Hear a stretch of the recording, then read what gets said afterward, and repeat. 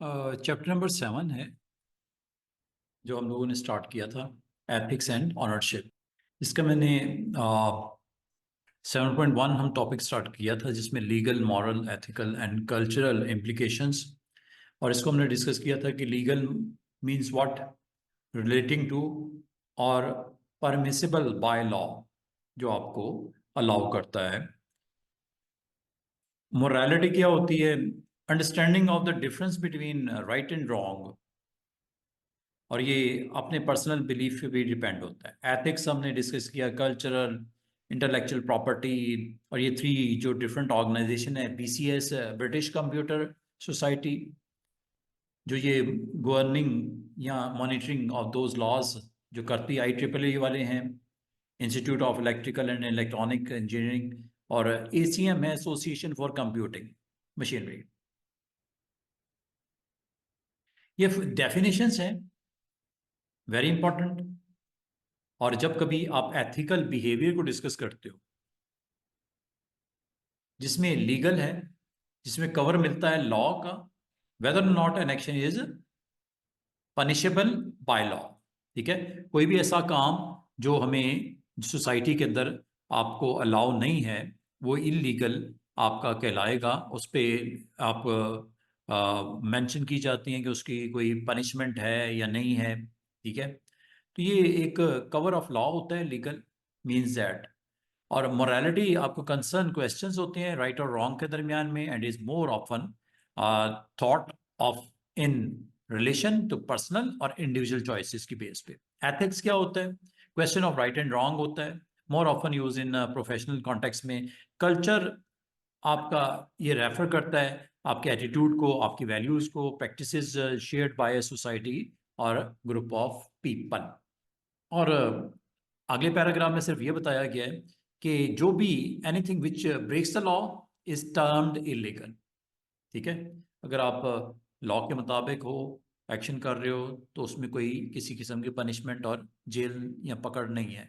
लेकिन जो भी अगर आप इसके इलीगल करोगे, ठीक है, इलीगल मीन्स जो आपके उन लॉज को अगर आप फॉलो नहीं करते, ब्रेक करते हो, चाहे वो आपका किसी किस्म के ट्रैफिक के ऊपर आपको पता लॉज होते हैं, अगर आप उसको वायलेट करते हो तो आपको फाइन भी होते हैं, आपको पनिशमेंट भी होती है।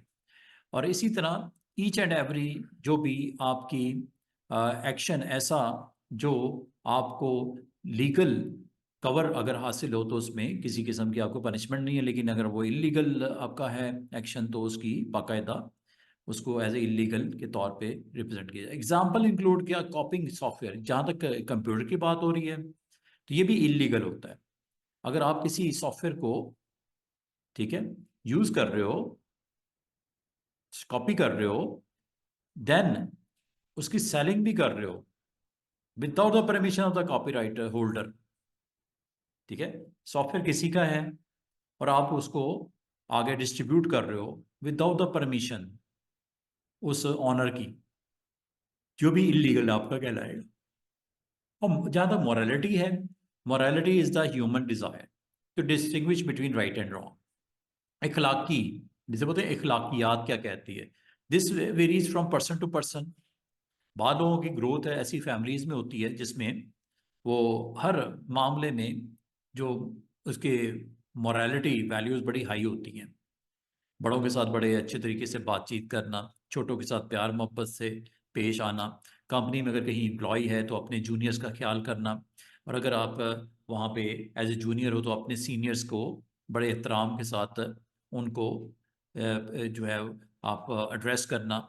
And between cultures something which that is considered immoral in one culture, और कुछ ऐसे भी कल्चर्स होते हैं जहाँ पे उनको as a moral moral issues के तौर पे वो उसको ग्रेड नहीं किया जाता। जिस तरह आपको पता है इस्लामी कल्चर है या पाकिस्तानी कल्चर है, मशरकी कल्चर है, एक मगरबी भी होता है। कुछ ऐसी चीज़ें हो सकती हैं जो मशरकी कल्चर के मुताबिक हमें वो इमोरल कहलाएंगी, लेकिन मगरबी में वो उसकी कोई किसी किस्म की कोई ऐसा ऐसा इशू उसे नहीं समझते।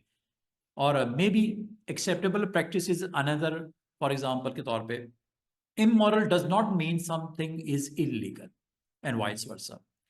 इमोरल का मतलब है आप कहीं से गुजर रहे हो और वहां पे कोई एजेड पर्सन अगर आपके बस में एंटर होता है और सीट के ऊपर आप बैठे हो, तो ये डिपेंड करता है कि आप अगर उसको जगह दे सकते हो तो आप उसको अपनी सीट के ऊपर बिठा सकते हो।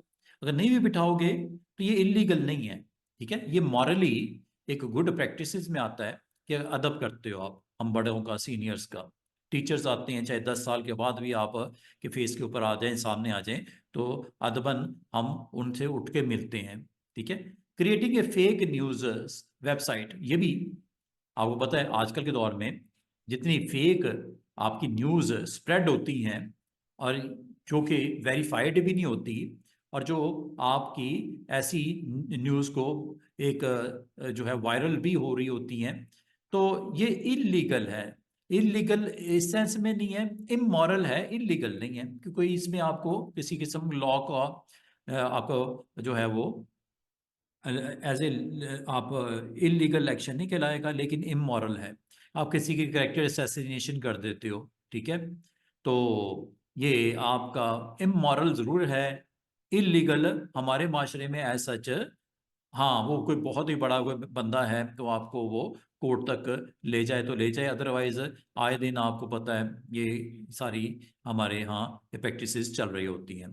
तो जहाँ तक फेक वेबसाइट्स हैं जो फेक न्यूज़ को जो है एक्सपैंड करती हैं, ये एज सच पाकिस्तान में not illegal but it may be considered immoral if it is causes distress to others. ठीक है, लाया होता है अगर आप किसी के परमिशन के बगैर, उससे वेरीफाई किए बगैर, उससे रिलेटेड आप न्यूज़ पब्लिश करते हो, वेबसाइट के ऊपर देते हो और वेरीफाइड भी नहीं किया जाता है और उससे कोई लोग बंदा हर्ट भी हो रहा है।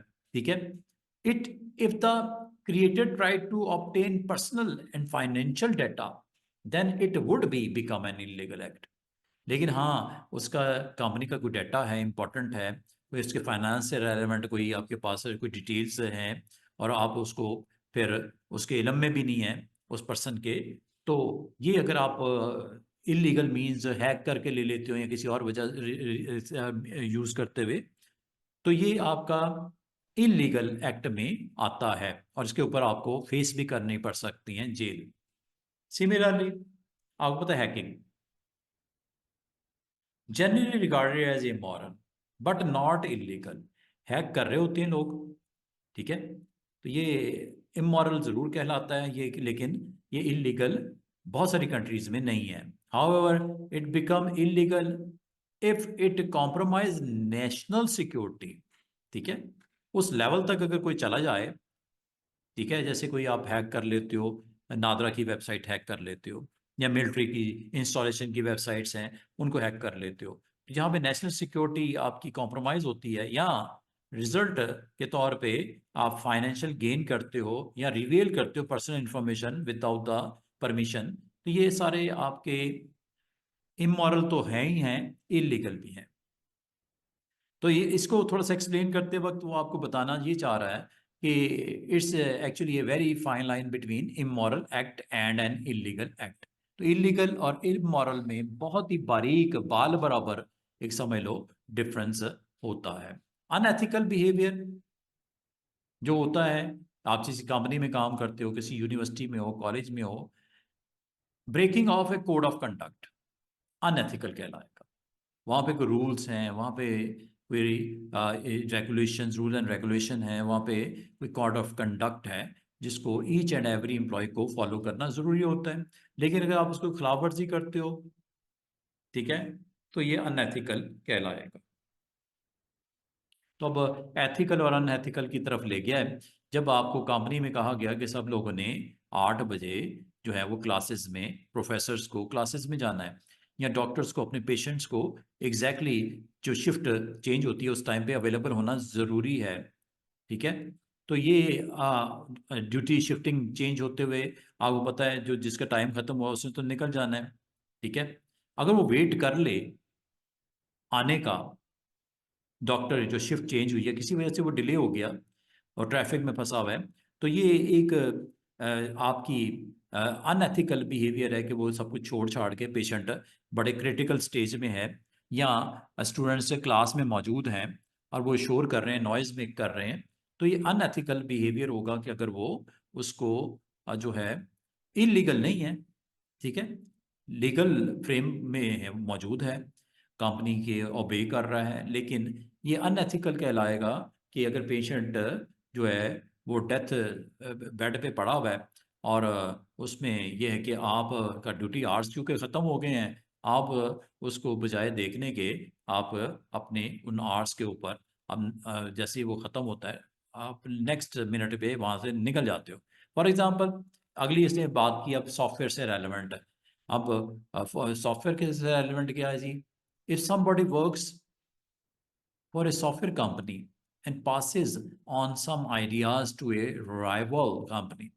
आप किसी कंपनी में काम करते हो, आप सैलरी उनसे लेते हो, ठीक है, ड्यूटी आवर्स में आप बाउंड हो और आप उसको वहाँ पे अपनी सॉफ्टवेयर कंपनी में होने वाला जो मीटिंग्स डिटेल्स हैं, कोई आइडियाज़ शेयर कर रही है कंपनी की मैनेजमेंट, आपस में कुछ इम्प्लीमेंटेशन होने जा रहा है, उसको आप लीक आउट कर देते हो, उसको शेयर कर देते हो अपने उनके कंपनी के राइवल्स के साथ।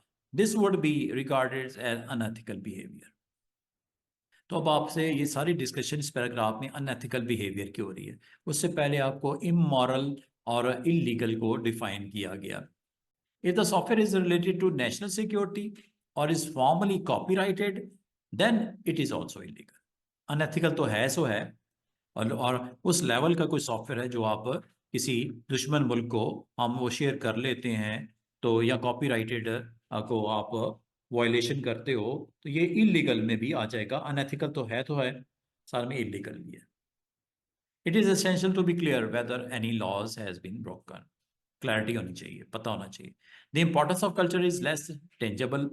और आपको पता है हर कंट्री का और हर रीजन का अपना कोई कल्चर होता है। When writing computer games, for example, programmer need to be careful that they do not include items which some cultures would find offensive or obscene, ठीक है। तो बहुत सारी ऐसी आपको पता गेम्स भी आपकी एग्जिस्ट कर रही हैं मार्केट में जो हमारे कल्चर के, पाकिस्तानी या इस्लामी कल्चर के मुताबिक उसको हम नहीं प्ले कर सकते, उसको सेल नहीं कर सकते, या अगर है तो उसको वो आपके कल्चर के मुताबिक वो बेस्ट फिट नहीं है। Again this may not B unethical या इलीगल तो नहीं है but could still cause distress, ठीक है। तो कम्युनिटी डिस्टर्ब हो सकती है, सराउंडिंग के पीपल डिस्टर्ब हो सकते हैं। It is important to realise that boundaries can easily be cross in some countries making fun of religion. और यहाँ तक भी कि एक रिलीजन दूसरे रिलीजन का वो जस्ट उसका फन के तौर पे उसको उस लिमिट्स को क्रॉस कर जाता है जो उसको नहीं करनी चाहिए। फॉर एग्जाम्पल, ये भी इलीगल में आ जाता है। कंप्यूटर एथिक्स की बात है, अब कंप्यूटर में भी एथिक्स होती हैं। Is a set of principles set out to regulate the use of computer. आप as a computer programmer, as a software engineer, as a graphic designer, आप पे भी ये चीज लागू होती है।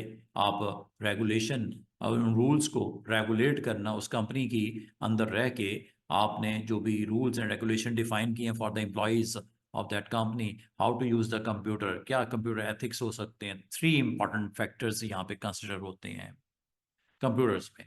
नंबर 1 इंटेलेक्चुअल, नंबर 2 प्राइवेसी, और कंप्यूटर के इफेक्ट जो पड़ रहे हैं माशरे पे, जॉब लूजेस हो रही हैं, सोशल इम्पैक्ट्स पड़ रहे हैं एंड सो ऑन। बहुत सारे इस तरह के, आपको पता आजकल के दौर में एआई का टाइम चल रहा है, तो चैट जीपीटी एंड मैनी मोर इस तरह की आपके पास वेरिएशन वैरायटी मौजूद है। तो लाइव सोसाइटी को तो इफेक्ट करती है ना। जॉब लूज हो रहे हैं, सोशल इम्पैक्ट पड़ रहे हैं, लोग जो हैं वो डिस्टर्ब हो रहे हैं। तो इसमें नंबर 1 3 फैक्टर्स कंप्यूटर एथिक्स के as regard to computer ethics. Intellectual property right, इसमें वही बात हो रही है कि आप कॉपी करते हो किसी सॉफ्टवेयर को without the permission of the owner और इसको डिस्ट्रीब्यूट कर रहे हो। अब एमएस ऑफिस है, ग्राफिक्स सॉफ्टवेयर हैं या मैनी मोर सॉफ्टवेयर हैं, उनको अगर आप क्रैक करके अगर डिस्ट्रीब्यूट करना शुरू कर दो तो आपने ये इलीगल एक आप कॉपी राइट की आप जो है वायलेशन कर रहे हो। प्राइवेसी इशू हो सकते हैं, जैसे आपको पता है हैक कर लेना, इलीगली आप दूसरे कंप्यूटर के अंदर मौजूद उसका personal data without the consent और knowledge of that person, privacy के मुताबिक, इसे प्राइवेसी इशू बोलते हैं, ठीक है। तो आप किसी भी इंडिविजुअल का या कंपनी का डाटा अगर एक्सेस कर लेते हो without the permission of that person, this is a issue known as privacy. ये तीन है जी important factors ethically, computer ethics में ये होती है बात। और जहां तक आप इंटरनेट के ऊपर यूज करते हुए led to an increase in plagiarism, आपको पता है इंटरनेट के ऊपर हम जब शेयर करते हैं डिफरेंट आइडियाज़ को शेयर करते हैं, और वो आइडिया एक्चुअली उसका ऑनर या उसका क्रिएटर या उसका ओरिजिनेटर जो है वो डिफरेंट बंदा है, तो आप उस आइडिया को सेल करते हो और ये क्लेम करते हो ये आइडिया आपका है, this is known as plagiarism. तो प्लेजरिज्म क्या होती है इंटरनेट के ऊपर, आपको पता है आज पर ये टाइम पे ये बहुत फेमस एक टर्म है, इसके बारे में इंफॉर्मेशन होनी चाहिए as a student. This is when a person takes another persons ideas और work and claim it was their own, ये जी plagiarism. While it is a fine to quote another person ideas, no problem. It is essential that some acknowledgement is made so that the originator of the idea or work is known to others. ठीक है। तो अगर किसी की company के अंदर contribution है और एज एन एम्प्लॉय और as an owner of that company अगर आप उसको एक्नॉलेज करते हो, ठीक है, तो इट्स ओके। लेकिन अगर आप कहते हो कि ये सारा काम मैंने किया है without acknowledgement to those people who are contributor or inventor of that idea, ये आपका अगेन ये इस टर्म को हम प्लेजरिज्म बोलते हैं। This can be done by a series of references, आप दे सकते हैं at the end of documentation हो रही है, फुटनोट्स दे सकते हो on each page where a reference need to be made. ये सारी चीज़ें होती हैं प्लेजरिज्म में, जहाँ कहीं आप किसी को अगर आप उसके आइडिया को आप रिगार्ड करते हो, आप उसकी रिस्पेक्ट करते हो, आप उसको रेफरेंसेस के तौर पे, उसकी एक्नॉलेजमेंट के तौर पे उसकी प्रेजेंस शो करो। Software exist that can scan text, आपको पता है बहुत सारे सॉफ्टवेयर ऐसे हैं। कोई आर्टिकल लिखते हो, आर्टिकल है मेरा और मेरे आर्टिकल को वो अपने नाम से पब्लिश कर रहा है डिफरेंट जर्नल्स में, न्यूज़पेपर में वगैरह वगैरह, रिपोर्टिंग में। सॉफ्टवेयर एग्जिस्ट ऐसे मौजूद हैं जो स्कैन करते हैं text when they then look for example of plagiarism by searching web pages on the internet. आपको पता है बहुत सारे जो है कंटेंट क्रिएटर जो होते हैं वो डिफरेंट जो पर्सन्स हैं, डिफरेंट ऑथर्स जो हैं कंटेंट के, उसको वो जस्ट कॉपी पेस्ट करते हैं और वो शो करते हैं कि ये कंटेंट या आइडिया या ये जो है इन्वेंशन वो मेरी है। तो ये जो करना अनएथिकल भी है और इलीगल भी है बाज़ केसेस में। और अगर आप करते भी हो किसी के, यहाँ तक कि आप किसी के ना, आप किसी पोएट की पोइट्री भी अगर आपने कहीं पे एड्रेस करना हो, तो आप कहते हो मिर्ज़ा गालिब ने फरमाया, इलामा इकबाल के अरशाद किया, ये शेर में से दो शेर में आपको सुनाना चाह रहा हूँ, तो वहाँ पे भी आप एक तरह से एक्नॉलेजमेंट कर रहे होते हो, ठीक है। ये नहीं कहते कि ये शेर मेरा है, ठीक है। और आप शायरी कहीं पे आप अपनी आप उसको रीड करना चाह रहे हो, उसको प्रेजेंट करना चाह रहे हो, तो आप साथ में एक्नॉलेज करो। अगर आप कंटेंट राइटर हो, बुक के ऊपर पब्लिश हो रहा है, प्रेस में जा रहा है, तो साथ में ही हम वहाँ पे मेंशन करो this is shayari of Allama Iqbal, this is shayari of आपका जो है वो मिर्ज़ा गालिब वगैरह वगैरह। अच्छा, इसमें जो कुछ बॉडीज एग्जिस्ट करती हैं वर्ल्ड में,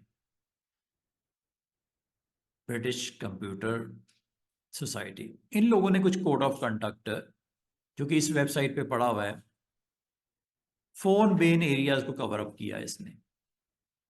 लाजमी बात है कोई ना कोई तो होगा ना जो ये कोड ऑफ कंडक्ट बताता है लोगों को, जो कंप्यूटर सोसाइटी से बिलोंग करते हैं जो भी लोग उनको। तो अगर आप बात कर रहे हो कि कुछ ऐसी प्रोफेशनल बॉडीज हैं जो एथिकल बॉडीज हैं जो आपको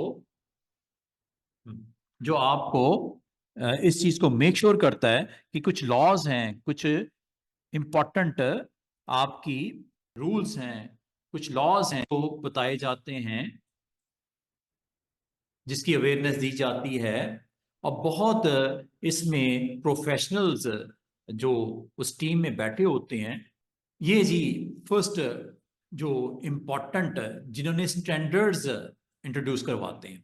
there are number of professional bodies exist करती हैं वर्ल्ड के अंदर। 3 का डिस्कस करने लगा है जो रिप्रेजेंट करते हैं individual working in the fields of computing, जो वर्क कर रहे हैं आईटी में, that have developed their own code of conduct. हर किसी ने अपने अपने इंट्रोड्यूस करवाए, जो अच्छे अच्छे हैं। इन प्रिंसिपल्स को अच्छी कंपनीज फॉलो करती हैं ताकि ईच एंड एवरीथिंग बैलेंस हो जाए, कहीं पे कोई उस रेड लाइन को क्रॉस ना करे जिससे कोई कंपनी, कोई इंडिविजुअल हर्ट होता है। To which members are expected to adhere. Belonging to one of these organizations demonstrate your professional integrity by showing that you are committed to upholding the standard they prescribe. ये जी standards इन्होंने दिए कुछ, ये important जो professional bodies हैं, ये इन्होंने setup in the UK में है, ये यूके बेस्ड कंपनी है। Initially to represent the rights and ethical practices of all professional working in IT and computing industry. IT हो, कंप्यूटर इंडस्ट्री हो, आपको पता आजकल के दौर में चाहे आप प्रोग्रामर हो, आप चाहे डेटाबेस एडमिनिस्ट्रेटर हो, चाहे नेटवर्क इंजीनियर हो, चाहे आप ग्राफिक डिजाइनर हो, चाहे ऑफिस में काम करने वाले, टाइप करने वाले ऑपरेटर हो, यू नीड और you must understand those important code of conduct के अंदर उस कंपनी को, उस कंपनी के एम्प्लॉय को फॉलो करना जरूरी होता है। अगर ना किया जाए तो बहुत सारे मसले मसाइल क्रिएट होते हैं। It is now an international body के तौर पे ये अपने आप की रिप्रेजेंट करती है, which works in close partnership with other group of monitor and advise IT practices across the globe. क्या जी कोड ऑफ कंडक्ट, इस वेबसाइट पे आपको ये सारे मिल जाएंगे। इस वेबसाइट पे आप विजिट करो bcs.org। इसमें कवर किए गए 4, सारे नहीं किए गए, उसमें से 4 एरियाज को कवर किया गया। क्या होता है जी पब्लिक का इंटरेस्ट। दादी बात, जिस माशरे में रह रहे हो वहाँ पे आप एज ए सॉफ्टवेयर इंजीनियर काम कर रहे हो, आप गेम्स भी बना रहे हो, आप अकाउंट के सॉफ्टवेयर भी बना रहे हो, आप जो इन्वेंट्री के डिफरेंट सॉफ्टवेयर पे काम कर रहे हो, तो आपने ये आपके ऊपर लाजम है कि आप पब्लिक इंटरेस्ट में रह के काम करो। कोई ऐसी काम ना करो जिससे पब्लिक आपकी वो डिस्टर्ब होती है उस काइंड ऑफ एक्शन से। तो ये तो इसी तरह है जिस तरह आप घर में भी रहते हैं ना, तो आपके जो साथ में नेबर होते हैं, आप ख्याल करते हो उनका कि नहीं करते। अब ये थोड़ी होता है कि डस्टबिन का कूड़ा उनके गेट के आगे फेंक दिया। भाई उसके लिए राइट वे है, आपके लिए एक बताया गया है, एक प्रॉपर उसकी जगह बनाई गई है, वहां पे जाके आप बिन करके आओ उसको। तो ये कोड ऑफ एथिक्स जो होते हैं, ये माशरे में भी जिंदगी गुजारने के लिए उतनी ही जिस तरह इंपॉर्टेंट है, उस तरह कंप्यूटर फील्ड में या आईटी इंडस्ट्री में भी ये कोड ऑफ कंडक्ट जो डिफरेंट गवर्निंग बॉडीज ने इंट्रोड्यूस करवाए हैं, इसमें भी ये चीज़ को मेन फोकस किया जाता है कि पब्लिक इंटरेस्ट का ख्याल किया जाए जब कभी आप कोई इन्वेंशन करते हो, कोई नई चीज़ प्रोडक्ट बनाते हो, कोई लॉन्चिंग करते हो। दूसरी चीज़ प्रोफेशनल कंपीटनेस एंड इंटेग्रिटी का ख्याल करना। फिर ड्यूटी ऑफ रेलेवेंट अथॉरिटी के साथ, फिर ड्यूटी टू प्रोफेशन के साथ आप उतने ही लॉयल होना चाहिए। रेलेवेंट अथॉरिटी के साथ dutiful as a professional, profession के साथ लॉयल। अब इसको मजीद एक्सप्लेन करेगा ये, अगर आप इसके लिए इस वेबसाइट पे चले जाओ, यहाँ पे थोड़ी सी एक्सप्लेनेशन भी मिल जाएगी। पब्लिक इंटरेस्ट क्या होता है, प्रोफेशनल कंपिटेंस क्या होती है, इंटेग्रिटी क्या होती है। आपके साथ कुछ और भी कंपनीज उसी तरह के मिलते जुलते डिफरेंट सॉफ्टवेयर में काम कर रही होगी, उसमें प्रोफेशनल कॉम्पिटेंस भी होगा, इंटेग्रिटी का भी ख्याल करना है, डिस्टर्बेंस भी ना हो, ठीक है। और आप as a software engineer in code of ethics को फॉलो करते हुए एक अच्छी जो है प्रोडक्ट वो मार्केट कर सको। और इसमें कितनी ड्यूटीफुल टू रेलेवेंट अथॉरिटी हो गए, कितना रिस्पॉन्सिबल आप as a programmer, as a designer, as a जो भी जिस भी वॉक ऑफ फील्ड से आप ताल्लुक रखते हो। तो ये एक बीसीएस के नाम से कोड ऑफ जो कंडक्ट आपको बताया गया। एक और जो वेरी बिग आपका नेम है, जो कि IEEE के नाम से बड़ा फेमस, जो स्टैंडर्ड इंट्रोड्यूस करवाते हैं डिफरेंट कोड ऑफ एथिक्स के पॉइंट ऑफ व्यू से भी इन्होंने बहुत सारे स्टैंडर्ड्स बताए हैं। इसका नाम है टोटल IEEE का institute of electrical and electronic engineer. ये भी एक सेटअप जो कि USA में लगा हुआ है। ये सेटअप आपका ब्रिटिश है, ऊपर वाला BCS, ये इसका सेटअप जो है वो ब्रिटिश है, ठीक है, UK बेस्ड है, जबकि IEEE USA बेस्ड है। फर्क कंट्री या रीजन का है। Again here you can find rising awareness of ethical issues क्या है, इसको बड़ा प्रोमिनेंट किया जाता है। प्रमोट किया जाता है ethical behaviour among professionals working in A electronic industry में, जो हार्डवेयर इंजीनियर खास तौर पे हैं उनको भी इस हवाले से इसको बहुत इन्वोक किया जाता है, प्रमोट किया जाता है और इसको फिर इम्प्लीमेंट किया जाता है। फिर अगली इसमें इंश्योर किया जाता है इंजीनियर्स को, साइंटिस्ट को respect to need for ethical behaviour. तो आपको कदर करना, उसका एहतराम करना, एज ए इस चीज़ को मेक श्योर किया जाता है कि आप अपने सब ऑर्डिनेट्स जो हैं, आपके इंजीनियर्स, आपके टीम के अंदर जो साइंटिस्ट हैं, वो भी उनको रिस्पेक्ट दें और उन नीड फॉर एथिकल बिहेवियर जहाँ पे उनको ज़रूरत है अवेयरनेस की, उस हिसाब से वो दी जाए। This is all about IEEE। इसकी बिलोंगिंग बताई गई है, USA है, इसकी बिलोंगिंग बताई गई है, UK है, कुछ पॉइंट्स को हाईलाइट किया गया है। और IEEE का कोड ऑफ एथिक्स के अंदर ये 10 प्रिंसिपल्स हैं, इनको फॉलो करने के लिए आपको एज ए प्रोफेशनल आपको इसमें इसकी अवेयरनेस दी जा रही है। ये IEEE, the members of IEEE, in recognition of the importance of our technologies in affecting the quality of life throughout the world, लागत है इफेक्ट करती है। टेक्नोलॉजी जितनी जितनी आगे आ रही है, एडवांसमेंट हो रही हैं, इफेक्ट तो करती हैं क्वालिटी ऑफ दी, जो आपकी उसके साथ कनेक्टेड लोग हैं वो असरअंदाज होते हैं। And in accepting a personal obligation to our profession, its members and the communities we serve, do hereby commit ourselves to highest ethical and professional conduct and agree।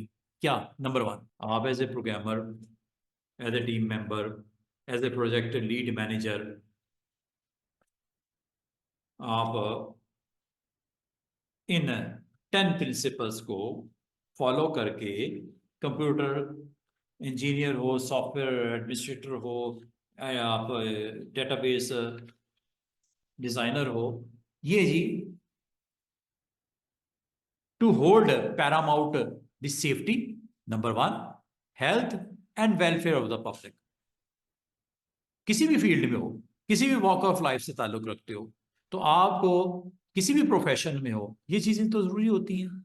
Safety का ख्याल रखना, अपने कुलीग्स का, अपने सबऑर्डिनेट्स का, या जो product आप बना रहे हो वो किस किस के जो डिस्ट्रीब्यूशन जो आपने करनी है उसकी, वो किस किस को इफेक्ट कर सकती है, उसकी सेफ्टी, उसकी हेल्थ भी आपको पता है। आजकल वो PUBG गेम थी, वो क्या थी, उसने कितने लोगों को इफेक्ट किया, ठीक है।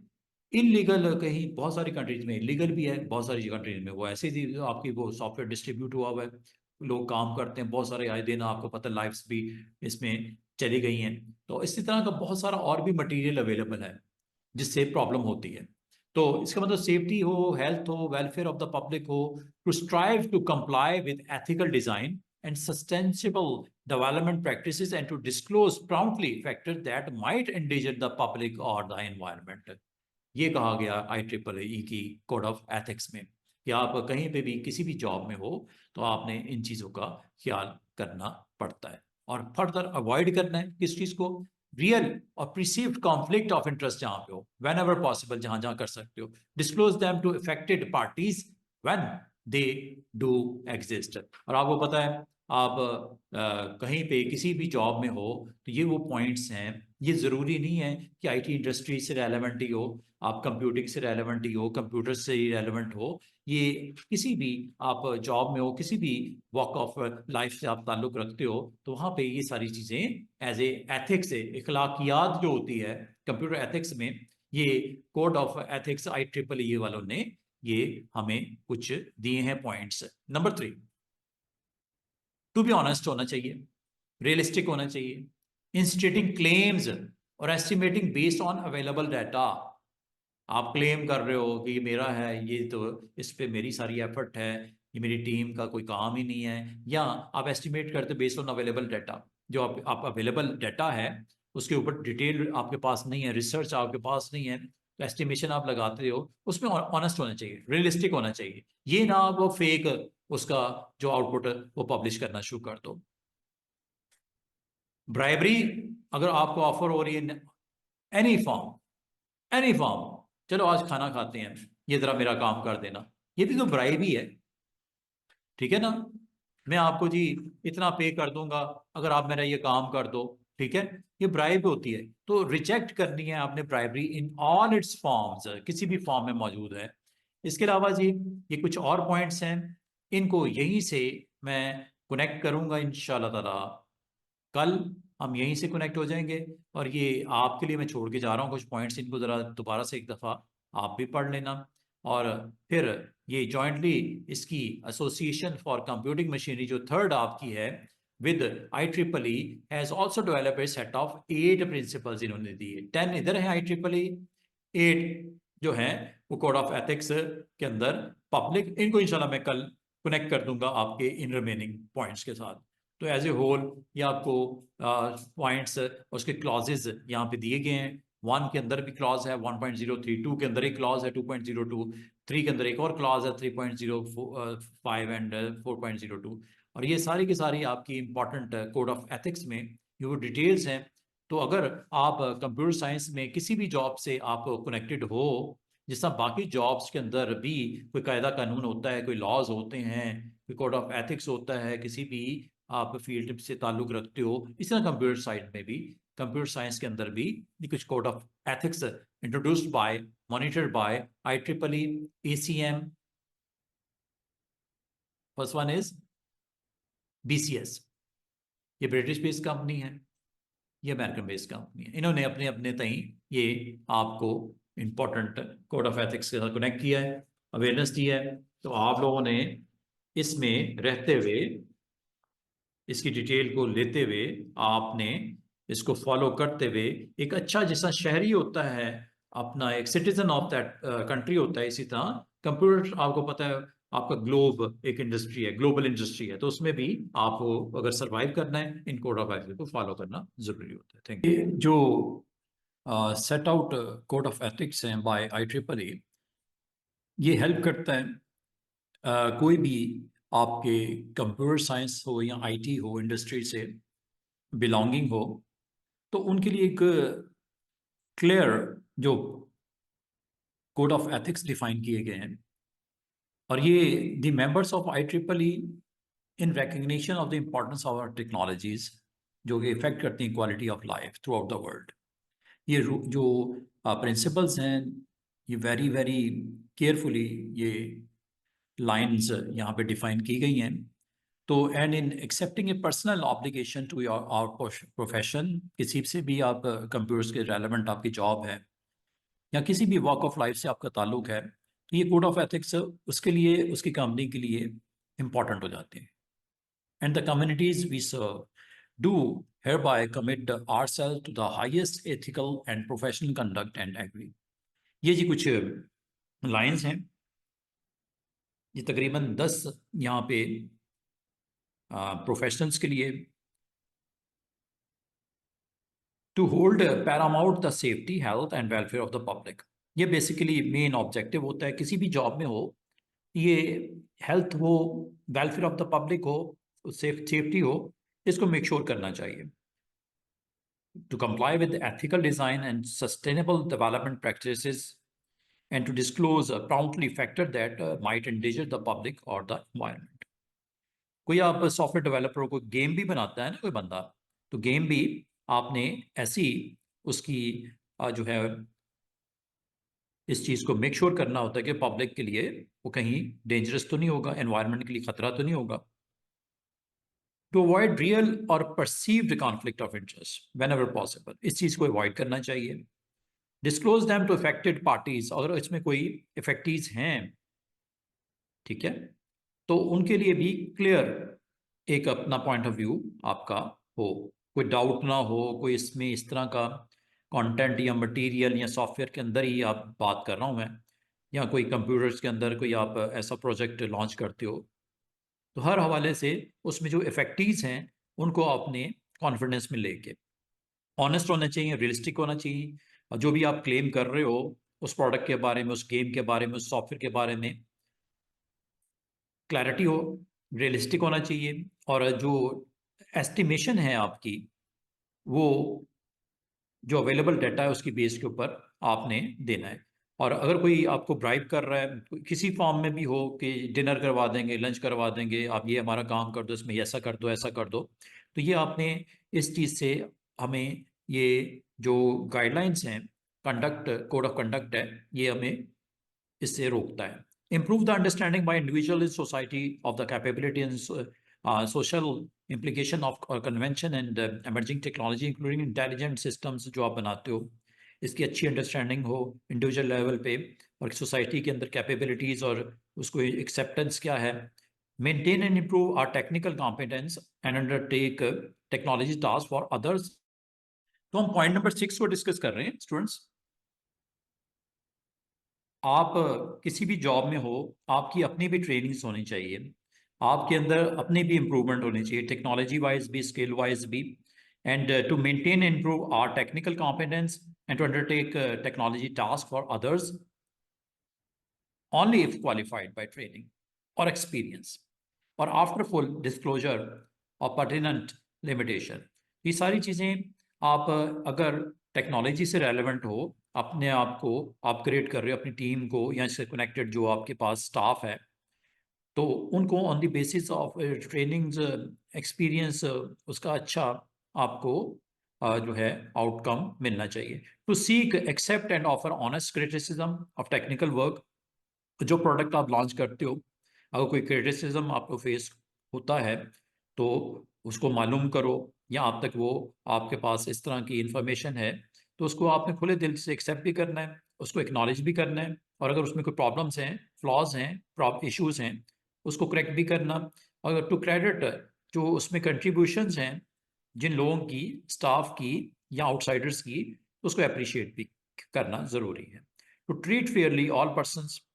आप अगर किसी भी वॉक ऑफ बिजनेस में हो, ज़रूरी नहीं कंप्यूटर्स में हो, आईटी में हो, किसी भी सोसाइटी के अंदर आप किसी भी जॉब पे हो, to treat fairly all person and to not engage in act of discrimination नहीं होनी चाहिए, जेंडर बेस पे, रेसिस के ऊपर, रिलीजन के ऊपर, disability wise, age wise, origin wise, orientation, sex orientation, gender identity wise और gender expression wise. Second last point है to avoid injuries other their properties, reputation or employment by false or malicious actions के through. Last but not the least, to assist colleagues को करो, co-workers in their professional development enhance करने के लिए, ultimately वो आपकी company का asset ही है, and to support them in following this code of ethics। और ना सिर्फ आपने फॉलो करना है इन 10 कोड ऑफ एथिक्स जो आपके पास पॉइंट्स हैं, बल्कि अपनी टीम को भी आपने इनकरेज करना है और फोर्स करना।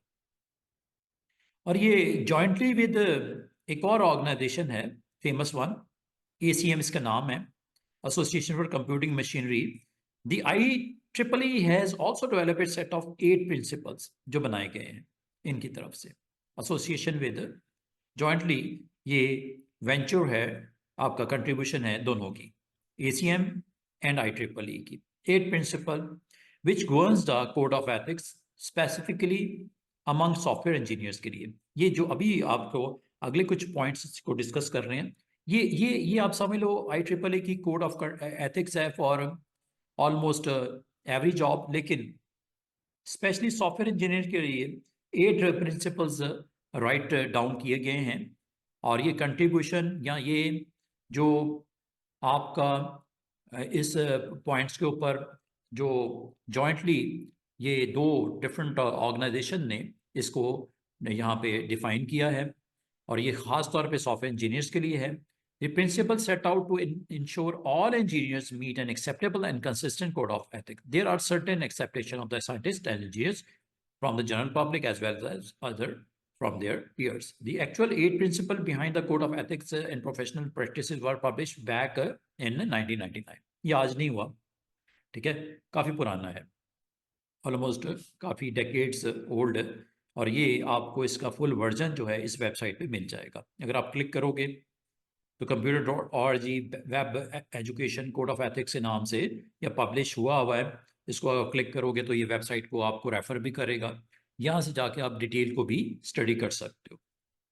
ये ऊपर आपको दिख भी रहा है IEEE कंप्यूटर सोसाइटी के लिए मेंबरशिप, कॉन्फ्रेंस, पब्लिशन, और ये आप फर्दर ये आपके पास वो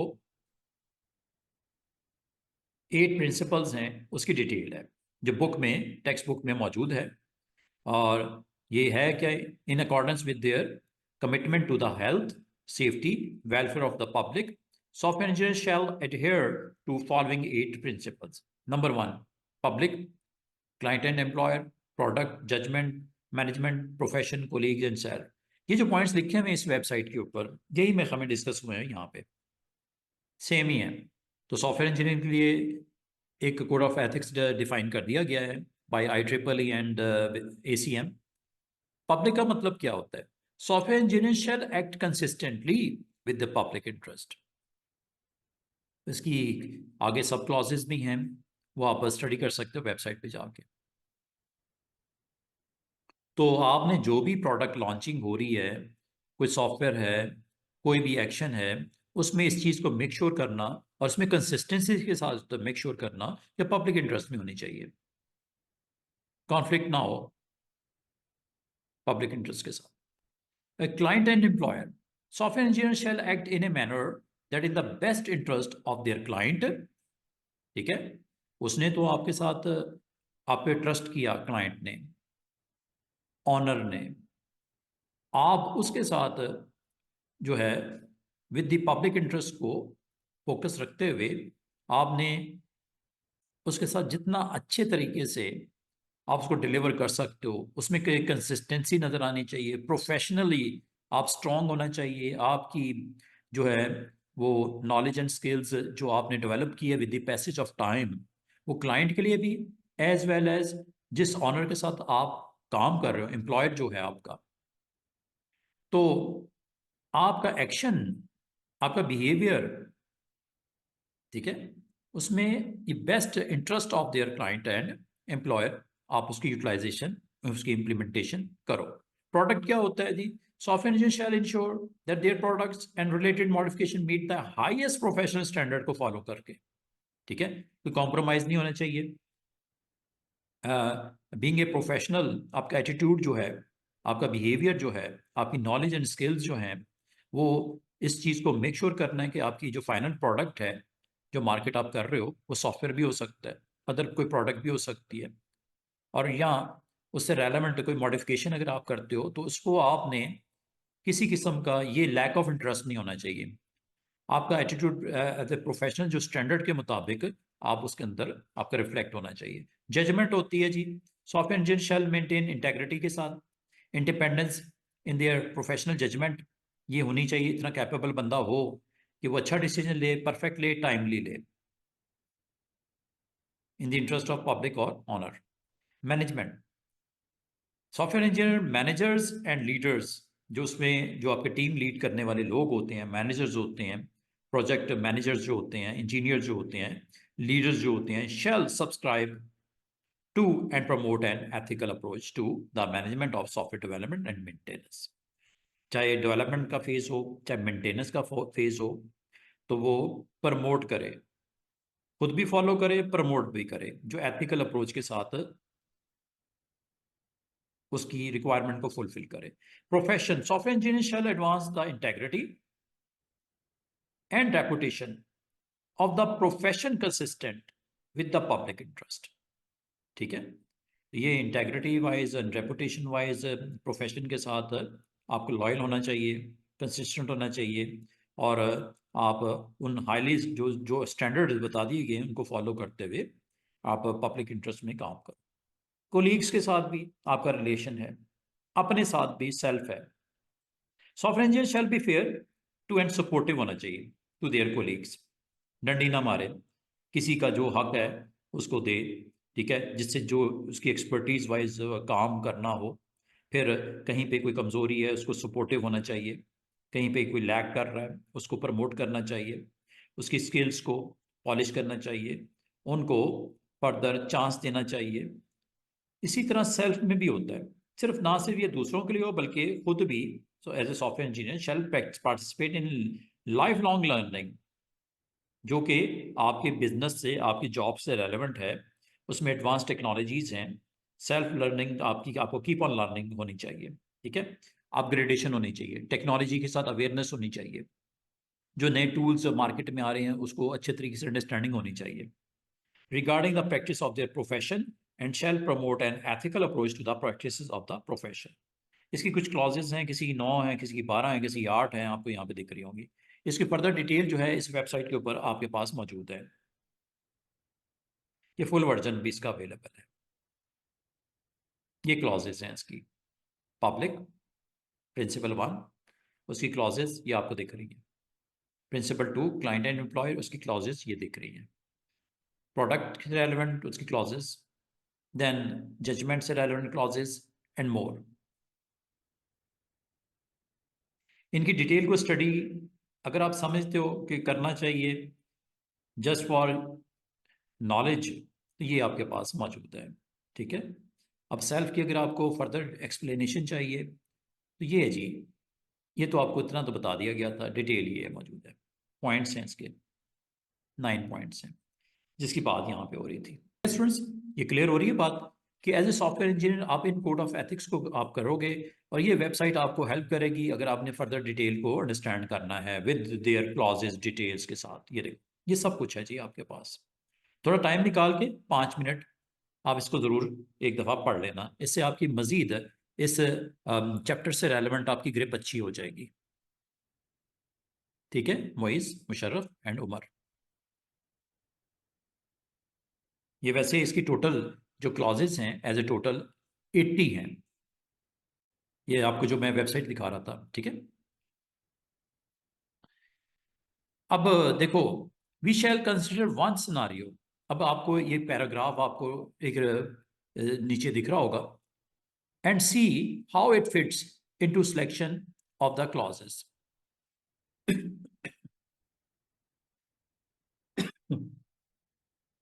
ये कोई सॉफ्टवेयर डेवलपर है जो किसी कंपनी में भी काम करता है और इवनिंग में वो अपना प्राइवेट बिजनेस को भी रन कर रहा है वीकेंड के ऊपर।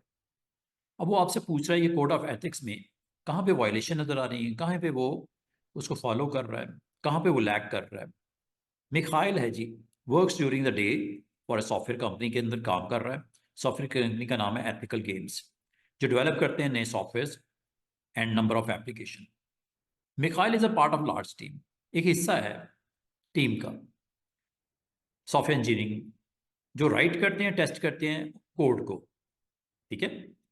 The team also do market research भी करती है to help their development of new software for the future. Much of the work is commercially sensitive होता है। Multiple layers of access exist in the protect the company from unauthorised sharing of data. ये देखो, ये किसी company के बारे में discussion इसने ओपन की है और इसमें थोड़ी डिटेल से आपको आइडिया हो गया कि अच्छी पोस्ट पे लगा हुआ है, अच्छी इसकी स्किल्स हैं राइटिंग एंड टेस्टिंग कोडिंग के लिए। रिसर्च में भी ये अपनी जो है, जो फ्यूचर जो न्यू सॉफ्टवेयर एक्सप्लोर हो रहा है या टेक्नोलॉजीज वाइज, ठीक है। और इसकी कंपनी के अंदर जो ये डाटा है वो काफ़ी प्रोटेक्टेड लेयर के पीछे है, हर किसी के एक्सेस उसमें नहीं है, लेकिन वहाँ पे भी ये आपको एक अच्छी पोस्ट पे ये नज़र आ रहा है बंदा। इवनिंग में क्या करता है जी ये, वीकेंड्स में और इवनिंग में, लाजमी जॉब आवर्स 9 to 5 है, तो बाकी टाइम पे work for his own company, उसका नाम है मिखाइल सॉफ्ट। तो 2 डिफरेंट कंपनीज का जिक्र आ गया, Mikhail soft and there is ethical games which produce software available to buy on the internet only. और ये एक ऐसे सॉफ्टवेयर बनाता है, कोई गेम्स बनाता है जो इंटरनेट पे वो सेल करता है। अच्छा जी, कॉस्ट सेविंग के लिए इसने क्या काम किया मिखाइल ने? Mikhail uses coding he helped develop for ethical games. यहां पे गड़बड़ हो गई, कॉन्फ्लिक्ट आ गया, कॉन्फ्लिक्ट और इंटरेस्ट आ गया। एक तो ये पॉइंट नजर आ रहा है जहां पे जो एथिकली रॉन्ग है, कॉस्ट को बचाने के लिए, कॉस्ट का मतलब प्रोग्रामर्स को पे करने के लिए या बिल्डिंग के रेंट पे करने के लिए और ये वो सब कुछ, मिखाइल यूज करता है कोडिंग, जो एथिकल गेम्स में अपने सॉफ्टवेयर में भी वो यूज कर रहा है। He also outsource some of the work to software engineer in other countries में। लेबर जहां सस्ती है, प्रोग्रामर अच्छे हैं, लेबर सस्ती है, where the wages are much lower and ethically policies are more lax. Ethically भी वो इन प्रिंसिपल्स के ऊपर अच्छे तरीके से फोकस भी नहीं है, लेबर भी सस्ती है। This saves him lot of time and money producing his own software. Mikhail does not pay any licensing fees to ethical games. उनके सॉफ्टवेयर यूज कर रहा है जो उसके कंप्यूटर पे इंस्टॉल्ड हैं, परचेज किए लाइसेंस कंपनी ने, यूज वो कर रहा है अपने पर्सनल बिजनेस में, और साथ में एक्नॉलेज भी नहीं कर रहा, makes no reference to any code use from in that company. Now consider the ethical implication, जो सिनारियो आपको ऊपर डिस्कस किया गया, using the sub clauses from the software engineering code of ethics. एक इसकी क्लॉज ये देखी 1.03, ये वाली, this one, approve software only if they have well-founded belief that it is safe, meets the specification and passes the appropriate test and does not diminish the quality of life, diminish privacy or harm the environment। Sub clause जो यहाँ पे implement इस paragraph में वो बता रहा है, ठीक है, अप्रूव सॉफ्टवेयर ओनली। अब वो कंपनी के सॉफ्टवेयर को यूज कर रहा है, एक्नॉलेज भी नहीं कर रहा, ठीक है, तो एक तरह से ये डॉज कर रहा है, फ्रॉड कर रहा है। अब इस क्लॉज के हवाले से वो बात एक्सप्लेन कर रहा है। There is an ethical issue here since the software written by personal from other countries, ठीक है, ये भी एक वायलेशन है, may not be meet the specification requirement. भाई आप बैठे हो पाकिस्तान में और आप थाईलैंड में एक आइलैंड है, वहां पे आपने कोई टीम हायर कर ली है। अब इसको क्या मतलब है आपकी इस रीजन या इस कंट्री के कोड ऑफ एथिक्स क्या है? वायलेशन अगर होगी, उसकी अवेयरनेस उसको नहीं है, वायलेशन अगर कर रहा है, तो ये एक इशू है। may not meet the specific requirement or appropriate test, it could lead to any of the three factors being violated. For example, the software may contain spyware हो जाए, which Mikhail is unaware। भाई इन्होंने एक ऐसा software code लिख दिया, इसमें spyware डाल दिया, और ये मिखाइल बंदा जो है इसको पता भी नहीं है, इसने आगे क्लाइंट को वो सेल कर दिया। अल्टीमेटली देखो प्रॉब्लम तो होगी ना। Not knowingly use software that is obtained or retained either legally or unethically। और उसको ये भी नहीं पता मिखाइल को कि वो किसमें क्या कर रहे हैं, किस तरह कर रहे हैं, क्योंकि वहां मौजूद थोड़ी है physically. Mikhail has no control over the coding जो डेवलप हो रही है by his overseas team, Thailand वाली। Furthermore using a coding from ethical games is illegal use, ये भी तो हो रहा है। 3.05 में आप उसमें कोड ऑफ एथिक्स जो वेबसाइट है वहां देखिएगा। Ensure an appropriate method is use for any project on which they work और प्रपोज टू वर्क, ठीक है। ये क्लॉजेस बताई गई हैं, इसको एक्सप्लेन कर रहा है one by one, point by point, यहाँ किया यहाँ किया। यूजिंग एक्सटर्नल कंपनीज जो कि आउटसाइडर हैं इन हिज ओन कंट्री या overseas may be used at various steps in production of Mikhail's own software. Unless he applies good managerial control now, he will be able to ensure methods used in projects are appropriate, fully ethical in their implementation। Control नहीं है ना असल में। देखो एक तो ना अपने पास टीम बैठी हुई है, अपनी बिल्डिंग में कंपनी में लोकेटेड है, सब कुछ अपने पास है, होल्ड किया हुआ है, ठीक है, चेक एंड बैलेंस किया जा रहा है। अब अब्रॉड में आउटसोर्सिंग कर दी गई है, ओवरसीज टीम है, फिर अपनी कंपनी के सॉफ्टवेयर भी यूज़ कर रहा है, ये सारे क्लॉजेस की वायलेशन नजर आ रही है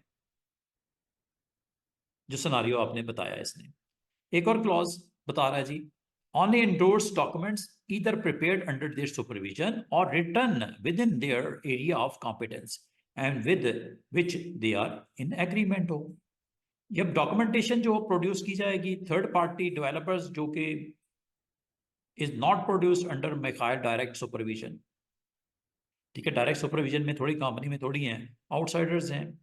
Indeed some of the work done overseas भी हो रहा है, मे बी आउटसाइड है, सफियर ऑफ नॉलेज है, उसको पता भी नहीं कैसे कर रहे हैं, क्या कर रहे हैं, किस तरह कर रहे हैं, which probably remove his ability to objectively endorse the external work being done. ठीक है, उसको प्रॉपर जस्टिफाई भी नहीं कर सकता, उसके वर्किंग आवर्स को, उसकी ट्रेनिंग्स को, उसकी डॉक्यूमेंटेशन को, each and everything. Point number 5, ensure the software engineer know the employer's policies and produce procedure for protecting password files information that is confidential to the employer or to other। अब ये भी एक violation नजर आएगी 5.03 के under. by using software developed by ethical games for his own use, Mikhail में need to give password भी देने पड़ रहे हैं उनको, वहां पे फाइल्स पड़ी नहीं है, two engineers working for his own company. ठीक है, सर्वर्स लगे हुए हैं कंपनी में, एथिकल गेम में, ठीक है, यहाँ पे कुछ एप्स पड़ी हुई हैं। अब आप घर पे बैठ के मिस्टर मिखाइल जो आउटसाइड कंट्री बैठे हुए टीम को लेके बैठा हुआ है, अपना बिजनेस रन कर रहा है, इसको एक्सेस भी तो देगा ना इन सॉफ्टवेयर्स की, पासवर्ड्स ये वो, ये भी वायलेशन है।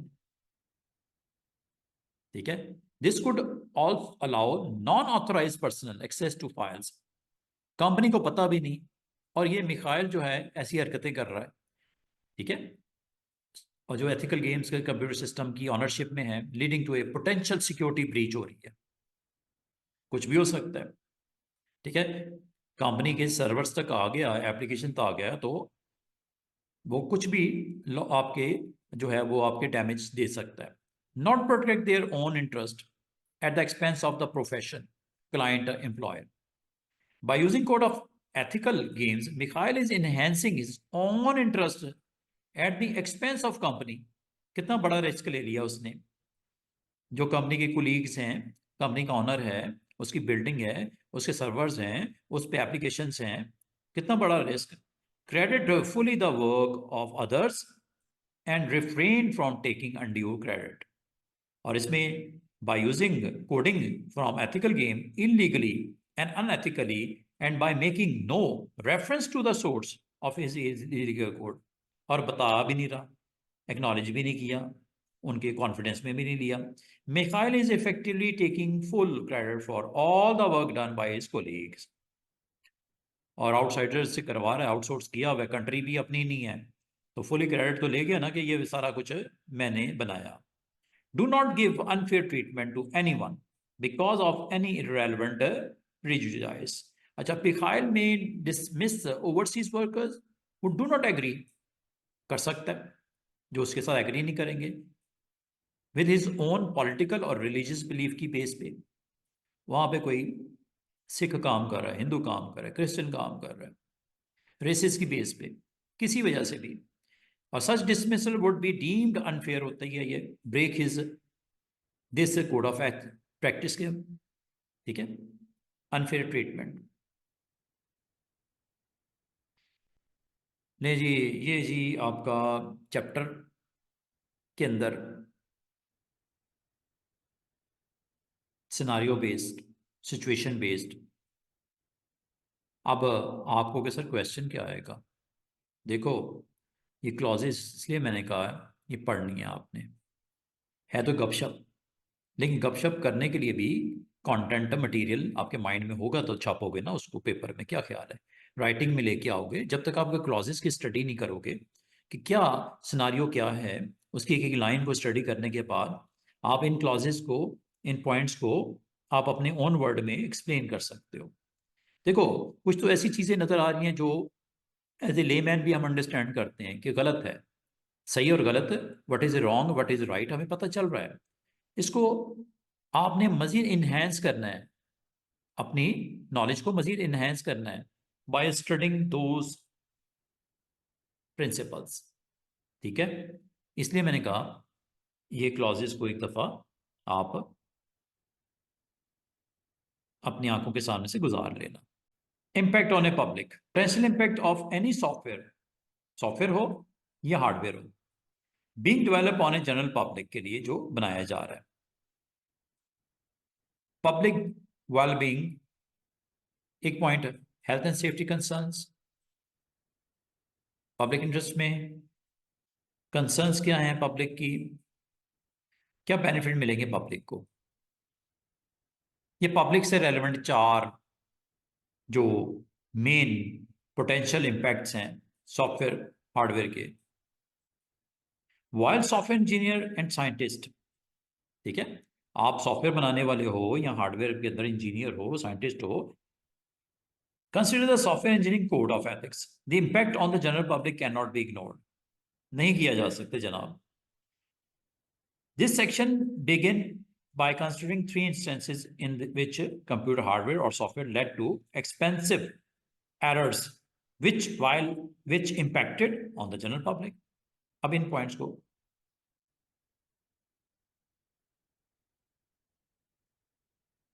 Los Angeles airport shut down in 2007 के अंदर। एग्जाम्पल में आपको ये बताया जा रहा है कि एरोप्लेन जो था grounded due to some simple software issue की वजह से, पूरा का पूरा एयरक्राफ्ट एरोप्लेन ग्राउंड कर दिया गया। क्या था जी, फॉल्टी नेटवर्क था कार्ड उसके अंदर, जिसकी बेस के ऊपर उनके जो डिसीजन मेकर्स हैं उन्होंने कहा इसको बंद कर दो। उसमें फॉल्टी एरर किसमें थी, नेटवर्क कार्ड में जो डिवाइस में था। Continue to send incorrect data over the airport network, ठीक है, लाभ ट्रांसमिशन के लिए आप वो जो कार्ड लगा होता है, जिस तरह लैंड कार्ड होता है या वाईफाई होता है आपके डिवाइसेस में, इसी तरह की बात हो रही है। इवेंचुअली हुआ क्या, फॉल्टी डेटा की वजह से whole of the US customs and border agency came to an abrupt standstill at LA airport, ठीक है, जो डेटा इनकरेक्ट आया उसकी वजह से।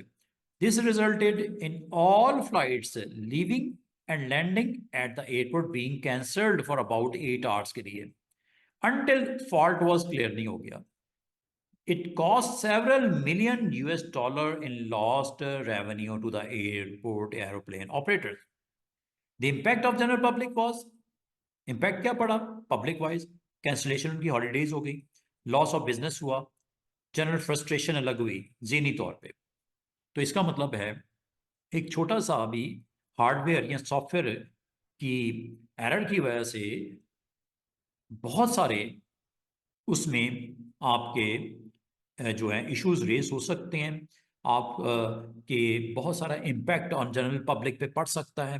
हमें तो ये लगता है ना ये कार्ड ही फेल हुआ ना, क्या हो गया भाई, ये हो गया कि जो जा रहे थे हॉलीडेज पे, फ्लाइटें 8 आवर्स के लिए अगर डिस्टर्ब होंगी, कुछ तो मॉर्निंग में जाते हैं इवनिंग में वापसी हो जाती है, तो हॉलीडेज कैंसिलेशन, बिजनेस लॉसेस, जहाँ पे लाखों डॉलर्स इन्वॉल्व हों वाइल ट्रैवलिंग, ठीक है, वाइल प्लानिंग, वाइल ये ये आपका, इसके अलावा फ्रस्ट्रेशन तो होती है ना, जब एक चीज़ आपने प्लान की हो वो टाइमली ना हो तो फ्रस्ट्रेटेड तो होता है ना बंदा, ठीक है।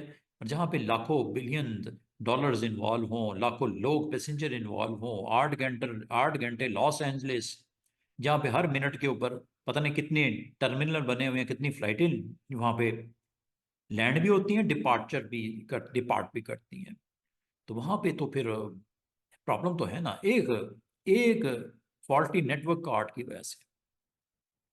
तो इसमें कितनी बड़ी रिस्पॉन्सिबिलिटी होती है इंजीनियर्स पे, साइंटिस्ट पे, हार्डवेयर इंजीनियर्स हो, सॉफ्टवेयर इंजीनियर, कितनी बड़ी रिस्पॉन्सिबिलिटी है कि ईच एंड एवरीथिंग अगर टेस्टेड ना हो, ठीक है, और तो वो प्रॉब्लम दे सकते हैं फ्यूचर में। फिर एक और उसने आपको डिस्कस किया इवेंट 2008 में, laptop exploding laptop.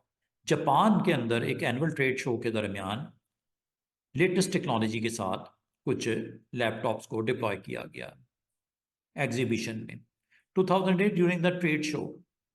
Number of Dell laptop computers burst into flames under the full view of the visiting public. Full fledge hall भरे में विजिटर्स आ रहे हैं, टेलीविजन कैमराज लगे हुए हैं, पूरे वर्ल्ड के अंदर उसकी ट्रांसमिशन जा रही है। Problem was traced back to faulty batteries की वजह से जो लैपटॉप में लगी हुई थी, विच हैड बीन ओवरहीट होने की वजह से इवेंचुअली एक्सप्लोड हो गया और ब्रस्ट इनटू फ्लेम्स। टोटली शोले ही शोले, आग ही आग। As if this was not enough, the problem escalated when Apple reported similar problem. उसमें भी आ गई। अभी ये बात करें डेल लैपटॉप की, अब एप्पल में भी उसी टाइम पीरियड में सम इट्स जो टैबलेट्स थे, लैपटॉप्स थे, डेस्कटॉप कंप्यूटर्स वगैरह, some 100 million computer devices had to be recalled at the estimated cost of 300 million US dollar manufacturing cost. Impact किया जी जनरल पब्लिक के ऊपर, आ गया ना जनरल पब्लिक दोबारा।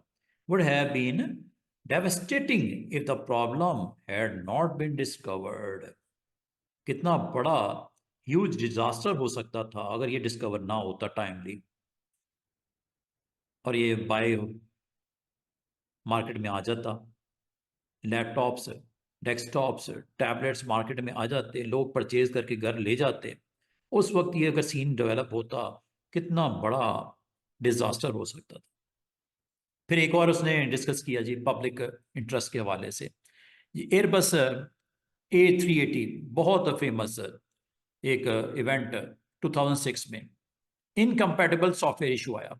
टॉपिक है हमारा copyright issues, chapter number 7, paper number 1। Almost second last chapter हमारा क्लोज होने जा रहा है, फिर लास्ट चैप्टर हमारा डेटाबेस का रह जाएगा। फिर उसके बाद वो चैप्टर्स जो आप लोगों ने नहीं स्टडी किए फर्स्ट 8 चैप्टर्स में से, तो उनको हम इंशाल्लाह 1 बाय 1 उसको भी हम डिटेल में स्टडी कर सकेंगे। ये इतना टाइम है हमारे पास कि हम कर सकेंगे। तो अभी आज का जो टॉपिक है वो कॉपीराइट इश्यूज हैं। तो ये आमतौर पे कॉपीराइट इश्यूज सॉफ्टवेयर जब आप डिस्ट्रीब्यूट करता है कोई पर्सन, उसमें जो डिस्ट्रीब्यूशन ऑफ द सॉफ्टवेयर है उसमें कुछ सॉफ्टवेयर ऐसे होते हैं जो कैटेगरी फ्रीवेयर में फॉल करते हैं, कुछ शेयरवेयर में फॉल करते हैं, कुछ ओपन सोर्स भी होते हैं, और कुछ की ऐसे भी सॉफ्टवेयर होते हैं जिसका कोड भी अवेलेबल होता है if you want to change, customise and then apply.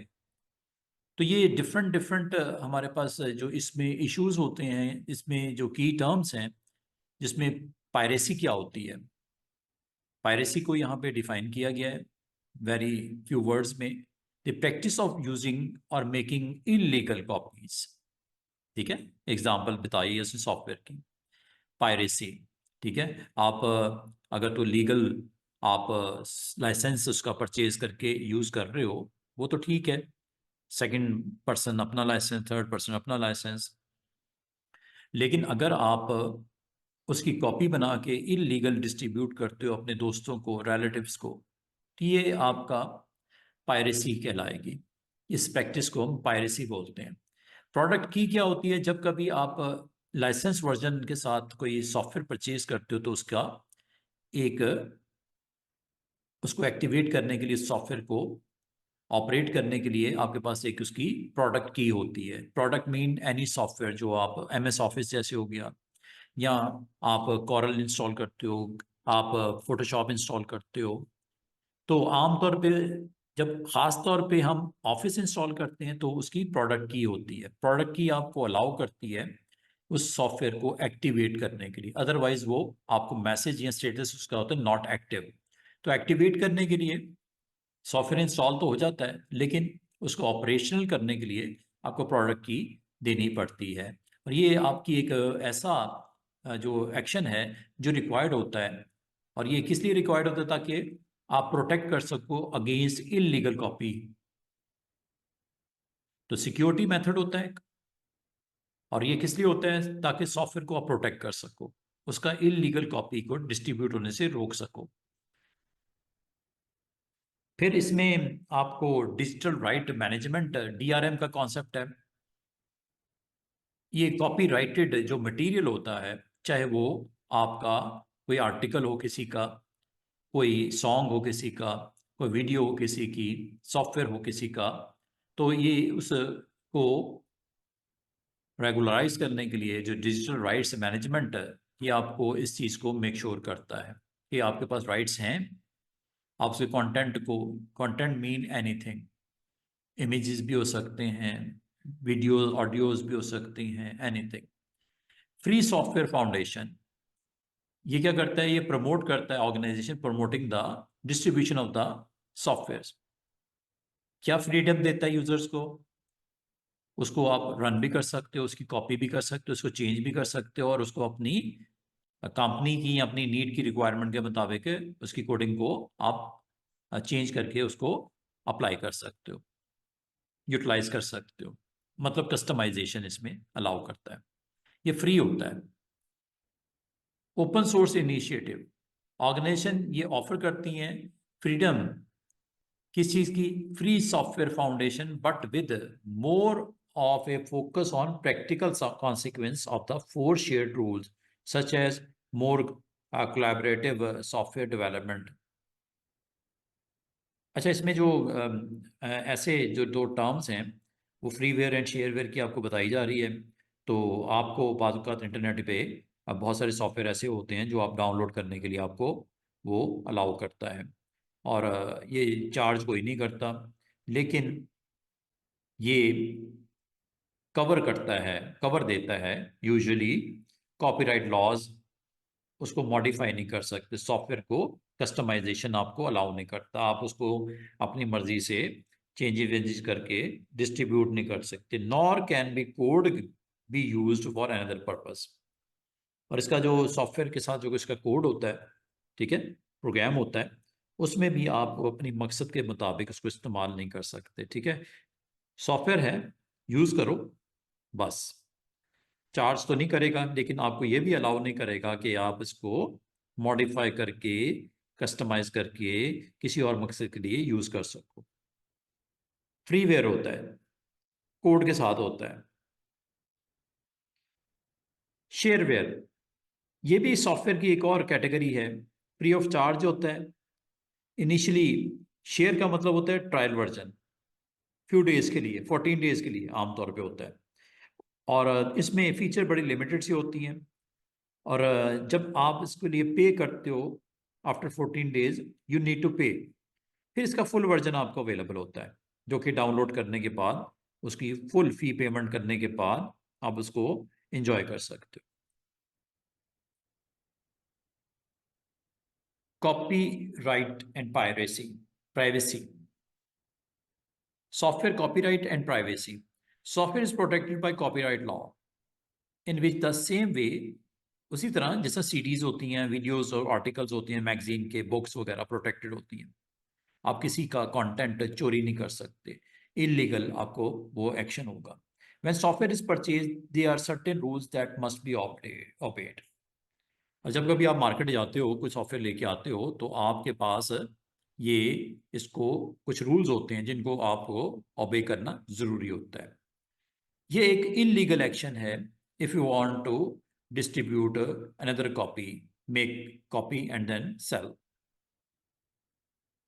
या वैसे ही दे दो किसी को, इलीगल है। आपने अगर परचेज किया है, आपने अपनी डिवाइसेस के ऊपर, ठीक है, आप उसको इंस्टॉल करो, यूज़ करो, लेकिन इसका कतई मतलब ये नहीं है कि उसकी कॉपी बना के आगे आप उसको सेल करने शुरू कर दो, या उसको ये इसी तरह जैसा मूवीज़ होती हैं, तो बहुत सारी ऐसी आपके पास वेबसाइट्स अवेलेबल हैं जहाँ पे आप मूवी की कॉपी बना लेते हो, ये भी आपका इलीगल एक्शन है। Software can not be use on a network और use on multiple computers without multi use licence. हाँ, जब कभी आप किसी कंपनी में उस सॉफ्टवेयर को यूज करते हो, तो वो लाजमी बात है, उस कंपनी में बहुत सारे लोग उस सॉफ्टवेयर को यूज करने की ख्वाहिश रखते हैं, या कंपनी उसको प्रोवाइड करती है। अब लाइसेंस जो है सिंगल यूजर भी होता है, और लाइसेंस आपका मल्टी यूजर भी होता है। तो जब कभी आप परचेज करते हो अपने नेटवर्क में डिप्लॉयमेंट करने के लिए, कंपनी में डिप्लॉय करने के लिए, तो इसकी लाइसेंस आपको जो है वो परचेज करना पड़ता है। 25 user licence, 100 user licence and so आपको उसकी पेमेंट करनी पड़ती है। सिंगल यूज़र भी लाइसेंस होता है और मल्टी यूज़ भी लाइसेंस होता है। इसी तरह इलीगल है अगर आप यूज़ करते हो कोडिंग फ्रॉम, कोडिंग कहाँ से, जो कॉपीराइटेड सॉफ्टवेयर है उसके कोड को आप यूज़ करते हो अपने मकसद के लिए, अपने सॉफ्टवेयर के लिए, और फिर उसको आगे सेल भी कर देते हो। और इसमें जो ऑनर है उस सॉफ्टवेयर का, उसकी परमिशन भी कोई नहीं लिया आपने। जिसकी कॉपीराइट है, जिसकी प्रोडक्ट है, जो उसको ओन करता है, उसकी या तो परमिशन हो तो फिर तो ठीक है, आप उसमें चेंजेस वेंजेस करके अगर सेल करने की परचेज परमिशन देता है तो ठीक है, वैसे होता नहीं है ऐसा, तो ये इलीगल कहलाता है। और सिर्फ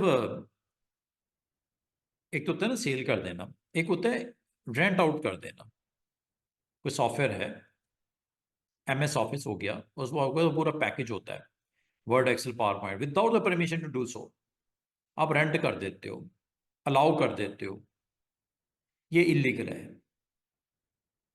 फिर it is also illegal to use the name of copyrighted software और other software without agreement to do so, उसका नाम तक इस्तेमाल नहीं कर सकते। ठीक है, अब आपको MS ऑफिस है तो मैं अपने सॉफ्टवेयर का नाम MS ऑफिस के साथ मैं उसको डिस्ट्रीब्यूट कर देता हूँ, गो के मैंने प्रोग्रामिंग अपनी अपनी फीचर्स के साथ उसको जो है वो क्रिएट किया है, तब भी नहीं कर सकते। ठीक है, कॉन्फ्लिक्ट ऑफ नेम अगर आता है तब भी इलीगल आपका ये एक्शन कहलाएगा। तो जब कभी आप परचेज करने जाओ तो ये वो बेसिक रूल्स होते हैं जिनकी अंडरस्टैंडिंग भी होनी चाहिए और इसके ओबे भी करना आप पे लाजम होता है। पायरेसी, पायरेसी मतलब वही है इलीगल, जब आप कॉपीज बना देते हो और उसको डिस्ट्रीब्यूट कर देते हो तो ये इलीगल कहलाता है। और they take many steps to stop the illegal copies of software and to stop illegal copies being used once they have been sold. तो ये सारे आपको पता मेजर्स लेने पड़ते हैं, प्रोटेक्शन उस ऑनर की प्रॉपर्टी होती है, कोई सॉफ्टवेयर भी है तो उसकी नॉलेज के बाद, उसकी एग्रीमेंट के बगैर आप ये काम नहीं कर सकते। और इसके लिए ये काम स्टॉप करने के लिए, इस इलीगल डिस्ट्रीब्यूशन को रोकने के लिए क्या किया जाता है आमतौर पर, ये एक्शन नंबर 1 है। कभी आप सॉफ्टवेयर इंस्टॉल करते हो, आपको एक यूनिक रेफरेंस नंबर जिसे प्रोडक्ट की भी बोलते हैं, जो कि लेटर्स एंड नंबर का कॉम्बिनेशन होता है, ये देना पड़ता है। और ये आपको अवेलेबल होता है ओरिजिनल कॉपी के साथ, जैसे ये आपको देख रहे हो। और एज ए यूज़र आपको क्लिक करते हो बटन पे, बॉक्स पे, जिसमें आप टिक करते हो एग्रीमेंट को, जो उसमें जो डिटेल होती है, जो टर्म एंड कंडीशन होती हैं, आप उसको पहले स्टडी करते हो और फिर उसको कंटिन्यू करते हो। और इसकी निशानी क्या होती है ओरिजिनल सॉफ्टवेयर की, ये पैकेज, जो पैकेजिंग होती है वो स्टिकर के साथ जो आपको इंफॉर्मेशन प्रोवाइड करता है परचेजर को, that it is illegal to make copies of the software. और ये आमतौर पे जो लेबल होता है, ये hologram indicating that this is a genuine copy. Software ऐसे भी होते हैं जो रन होते हैं तब जब उसके साथ CD, DVD या मेमोरी स्टिक ड्राइव के अंदर लगी हो, ये डोंगल भी कहलाता है। और ये इलीगल मल्टीपल यूज जो नेटवर्क पे आप कर सकते हो सॉफ्टवेयर का, उससे रोकने का एक और वे है। ये डोंगल जो आपको कह रहा है, some software will only run if a dongle is plugged into one of the USB port. मतलब सॉफ्टवेयर को अनलॉक करने के लिए आपको जो डोंगल है USB पोर्ट पे लगानी पड़ती है। और फास्ट के नाम से आपको पता है फेडरेशन अगेंस्ट सॉफ्टवेयर थेफ्ट के नाम से एक ऑर्गेनाइजेशन भी मौजूद है, ये UK में आपको पता अब है, प्रोटेक्ट करती है सॉफ्टवेयर इंडस्ट्री अगेंस्ट पायरेसी। और ये कंट्री टू कंट्री आपको पता है बहुत सारी और भी ऑर्गेनाइजेशन इसी तरह के काम कर रही है। Internet and the world wide web, DRM, अभी थोड़ी देर पहले बताया आपको डिजिटल राइट्स मैनेजमेंट के लिए। इसका ओरिजिनली जो सेटअप है, मकसद है control what device A CD could play on, prevent करता है CD from playing on a computer, for example would help stop it being copied illegally. ये आप यूएसबी के थ्रू या मेमोरी स्टिक के थ्रू आप इसको जरूर प्ले कर पाओगे, लेकिन सीडी के थ्रू ये डिस्ट्रीब्यूशन को डिस्करेज करता है। ठीक है, तो ये इस तरह के इसके अंदर प्रोटेक्शन होती है कि सीडी के थ्रू इसको आप डिस्ट्रीब्यूट भी नहीं कर सकते। और DRM has since been updated to cover more areas में इसको फर्दर एक्सटेंड किया गया। It does this by using protection software to help stop the copying. जैसे म्यूजिक ट्रैक्स हो गए, वीडियो फाइल्स हो गई, ई बुक्स हो गई, DRM creates a restriction that control what the user can do with the data। जो data होता है आपका, चाहे वो वीडियो फॉर्म में हो चाहे म्यूजिक हो, तो आपको ये प्रोटेक्शन देता है कि आपको ये अलाउ करे, इसको आप सीडी के ऊपर प्ले कर सकते हो या ना। For example allowing a music file to be streamed over the internet. ठीक है, स्ट्रीमिंग अलाउ कर रहेगा ऑनर को, अगर वो डिस्ट्रीब्यूट करना चाह रहे हो ओवर द इंटरनेट, अपनी वेबसाइट है या कोई भी जहाँ पे उसने अपलोड किया हुआ है, लेकिन उसकी कॉपी नहीं करने देता। इसी तरह आपका कंटेंट जो होता है, ई बुक, इलेक्ट्रॉनिक बुक जो होती है, उसको रीड कर सकते हो टैबलेट के ऊपर, लेकिन उसकी कॉपी क्रिएट नहीं हो सकती। इसी तरह गेम है, जो इंटरनेट पे आप कनेक्शन को यूज़ करते हुए वेबसाइट्स के ऊपर आप वर्क कर रहे होते हो, काम कर रहे होते हो, तो ये सारी चीज़ें की प्रोटेक्शन आपको डीआरएम इस चीज़ को इंश्योर करता है कि कोई भी अगर अटैम्प्ट करने की कोशिश करता है, वायलेशन करने की कोशिश करता है, तो इसको अगेंस्ट प्रोटेक्शन ये अवेलेबल होती है थ्रू डिस्कवर डीआरएम। और इसी तरह जब आप बाय करते हो कोई प्रोडक्ट, कोई सॉफ्टवेयर, डीआरएम की प्रोटेक्शन होती है। इट मे कम विद ए की, किस फॉर्म में, की फॉर्म में, जो कि सिंगल यूजर एक डिवाइस के लिए हो सकता है और मल्टी यूजर भी हो सकता है। This key must be registered. ये रजिस्टर्ड आपकी डीआरएम ऑर्गेनाइजेशन के अंडर होती है, of which there are many. Apple Music जैसे है डीआरएम लेयर, इसमें भी स्ट्रीमिंग ऑफ वीडियोस म्यूजिक वगैरह प्रिवेंट करता है, downloading all the music in the first month of a subscription and cancelling their subscription. अगर ऐसा हो रहा हो वायलेशन, तो सब्सक्रिप्शन कैंसिल भी हो जाती है under DRM.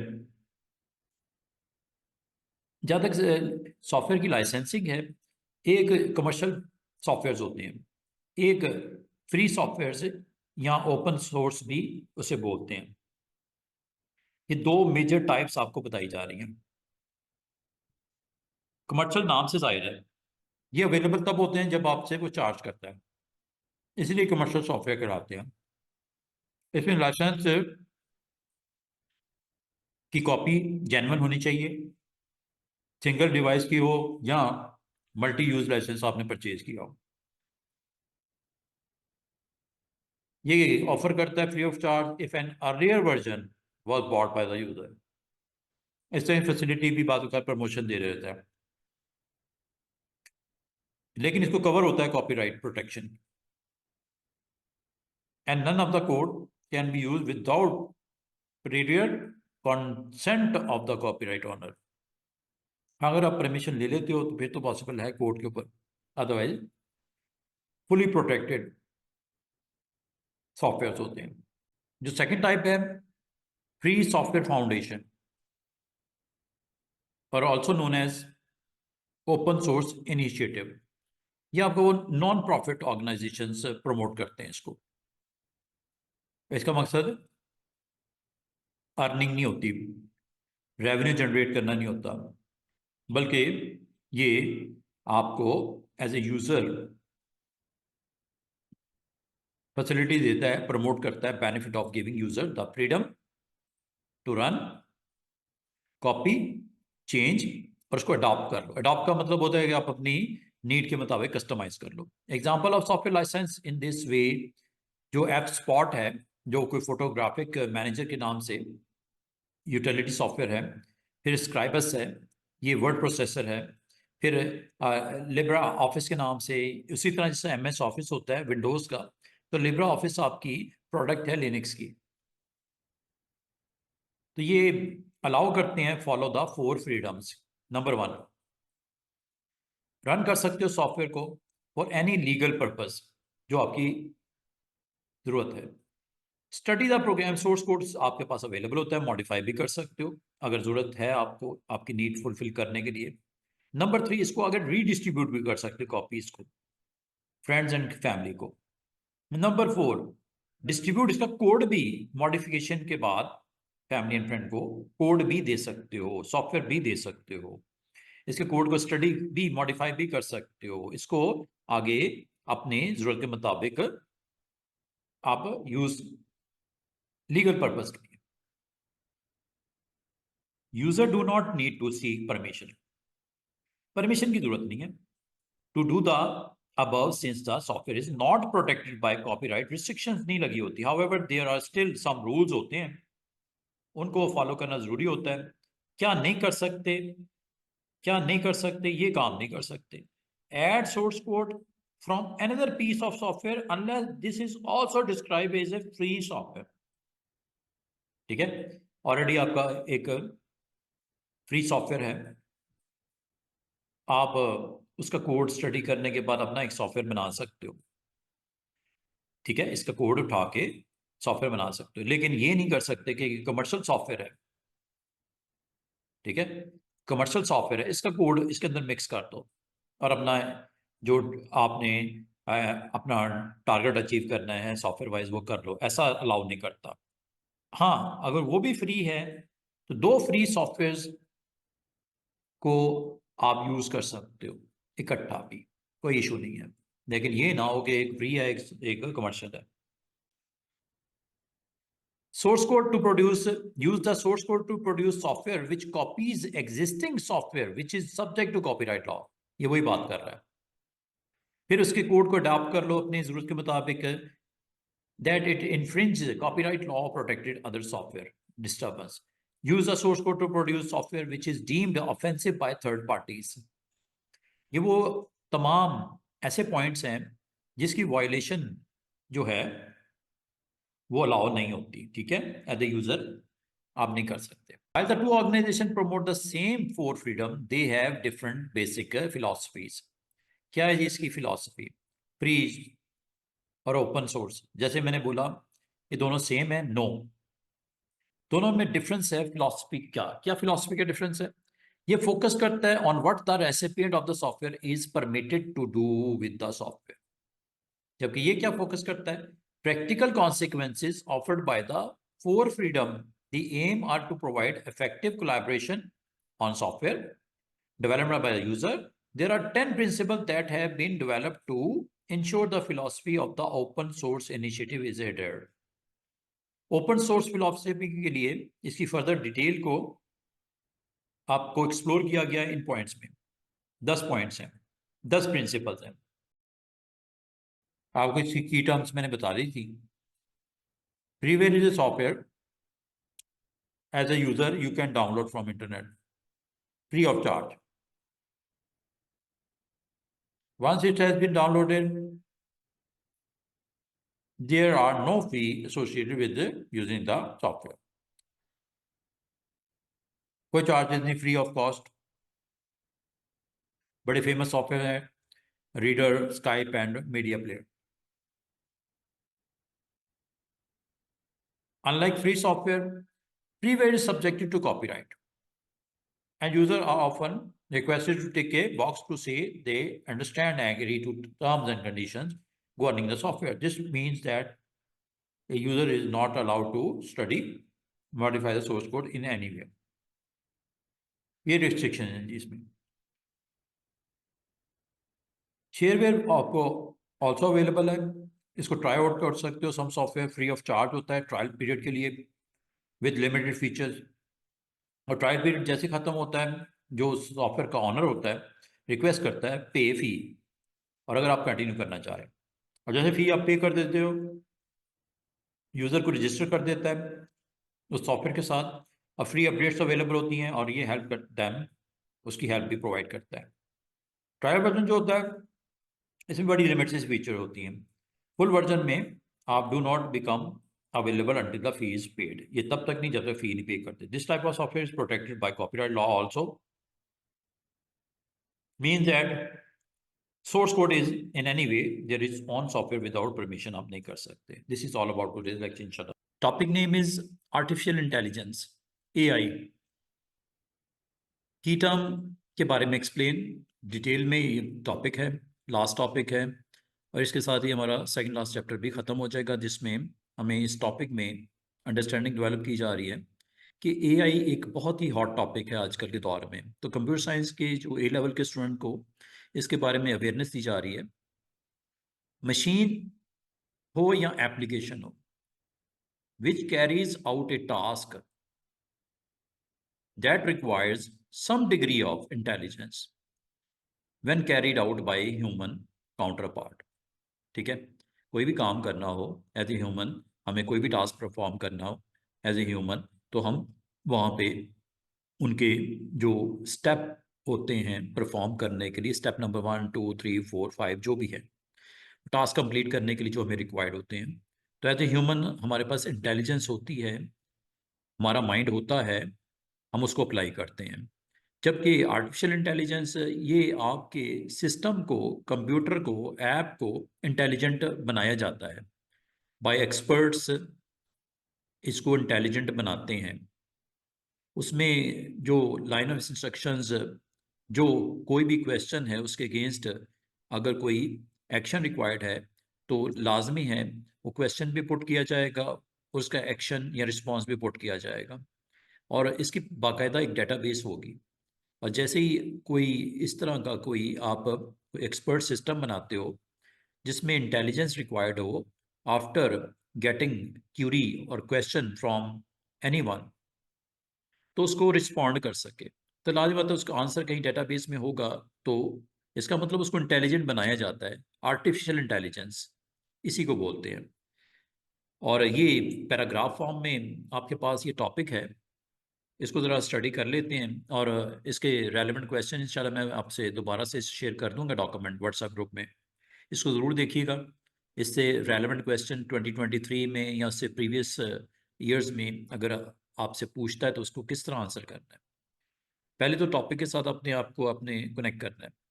AI is a machine और application which carry out task that require some degree of intelligence when carried out by human.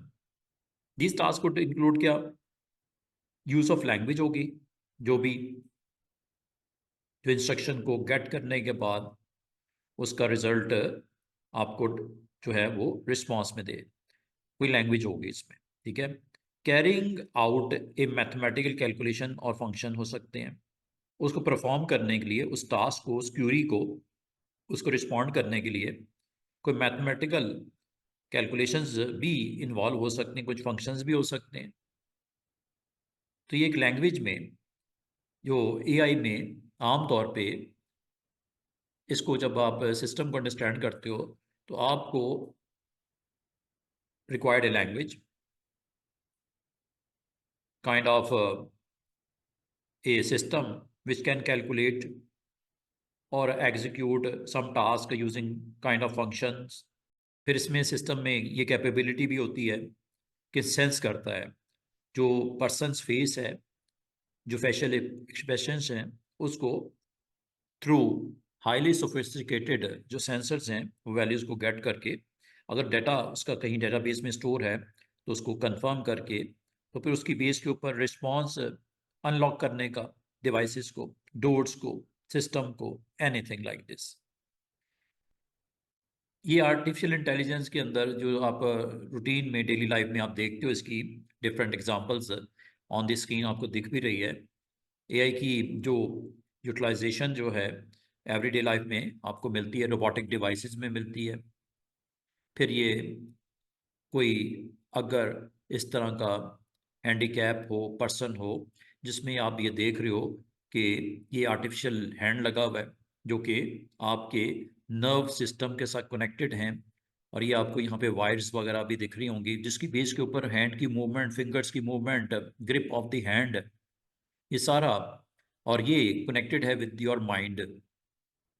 तो इसको किस तरह डिज़ाइन किया जाता है, इसको किस तरह इंटेलिजेंट बनाया जाता है, किस तरह इंस्ट्रक्शंस के थ्रू इस डिवाइस को कंट्रोल किया जाता है, एंड मैनी मोर एग्जांपल आपको रियल वर्ल्ड में ये नज़र आती हैं।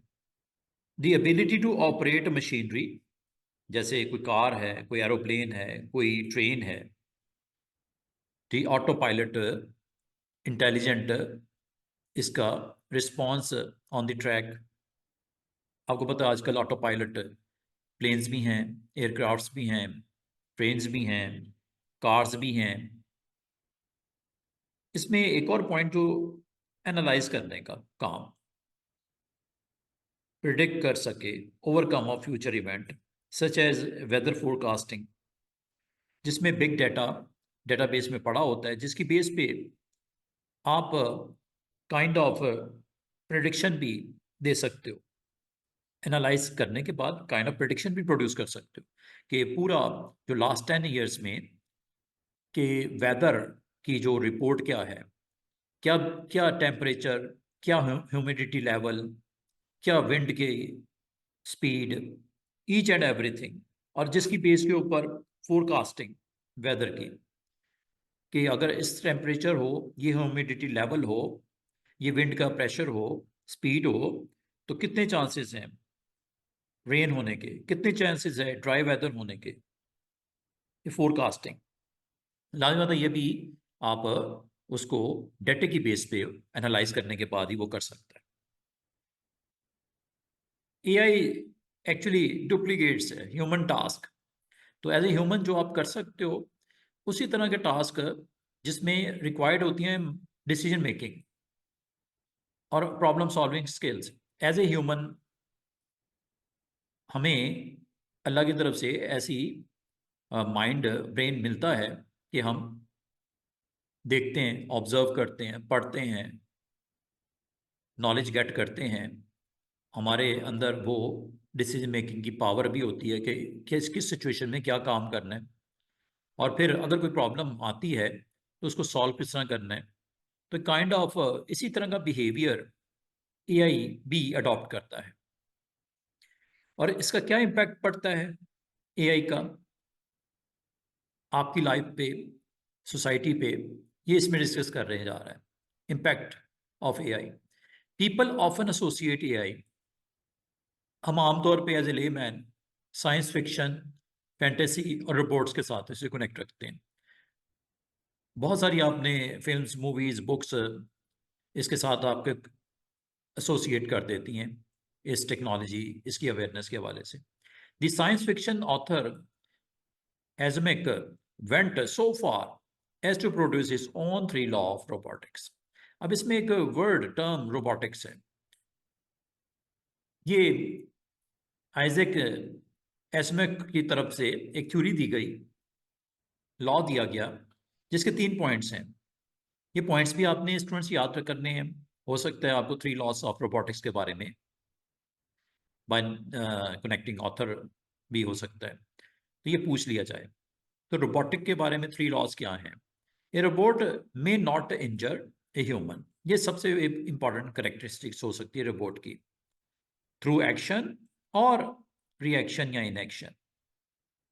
तो ये अगर आपका कोई ऐसा आप डेवलप करते हो, आप इन्वेंट करते हो कोई ऐसा आप रोबोट काइंड ऑफ स्ट्रक्चर, तो इसकी सबसे इंपॉर्टेंट प्रॉपर्टी क्या होती है? ये तो नहीं होता कि आप इंजर करने के लिए बनाते हो, जो भी उससे रोबोट से परफॉर्म करवाना है, चाहे वो किसी भी इंडस्ट्री में हो, मेडिकल साइंस में हो, इंजीनियरिंग साइड पे हो, लर्निंग साइड पे हो, डिलीवरी साइड पे हो, एनी ए रोबोट मस्ट ओबे ऑर्डर्स, जो इंस्ट्रक्शन के थ्रू पुट किए जाएंगे, लाजमी बात है वो भी ह्यूमन ही करेगा,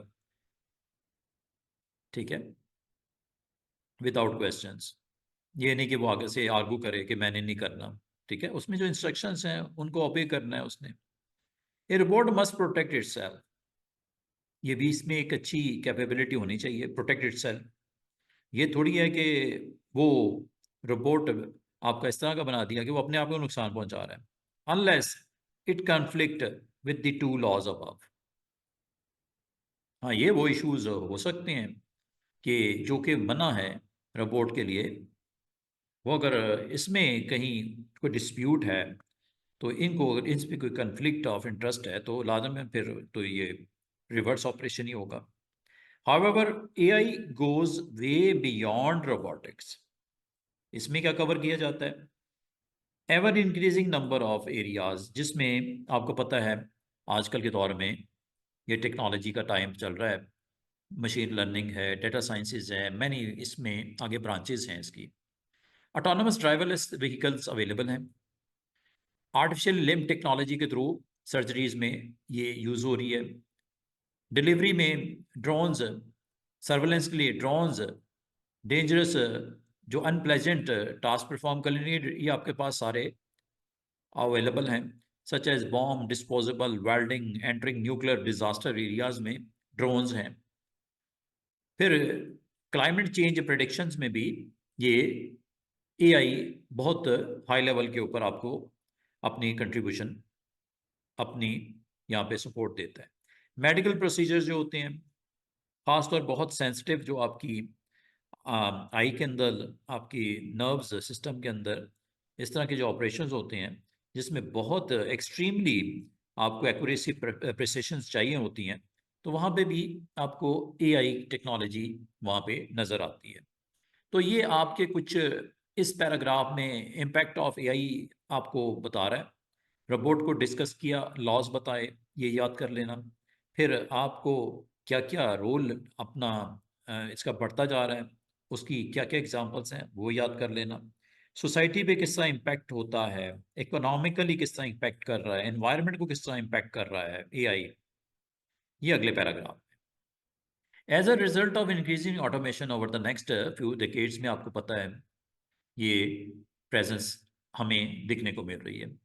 The human race will need to consider the impact that AI will have on society.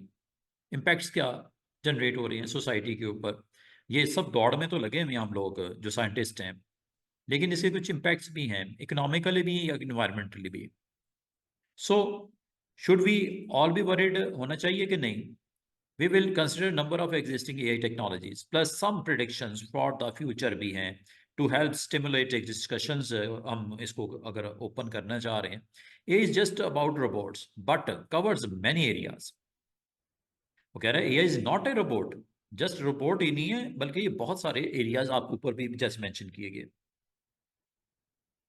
which explores specific AI technology in more depth, जो कि चैप्टर नंबर 18, जो कि आपका चैप्टर नंबर 18 है, और बहुत नियर फ्यूचर में हम इस चैप्टर पे भी इंशाल्लाह देखेंगे कि क्या एडवांस कॉन्सेप्ट दिए जा रहे हैं relevant to AI.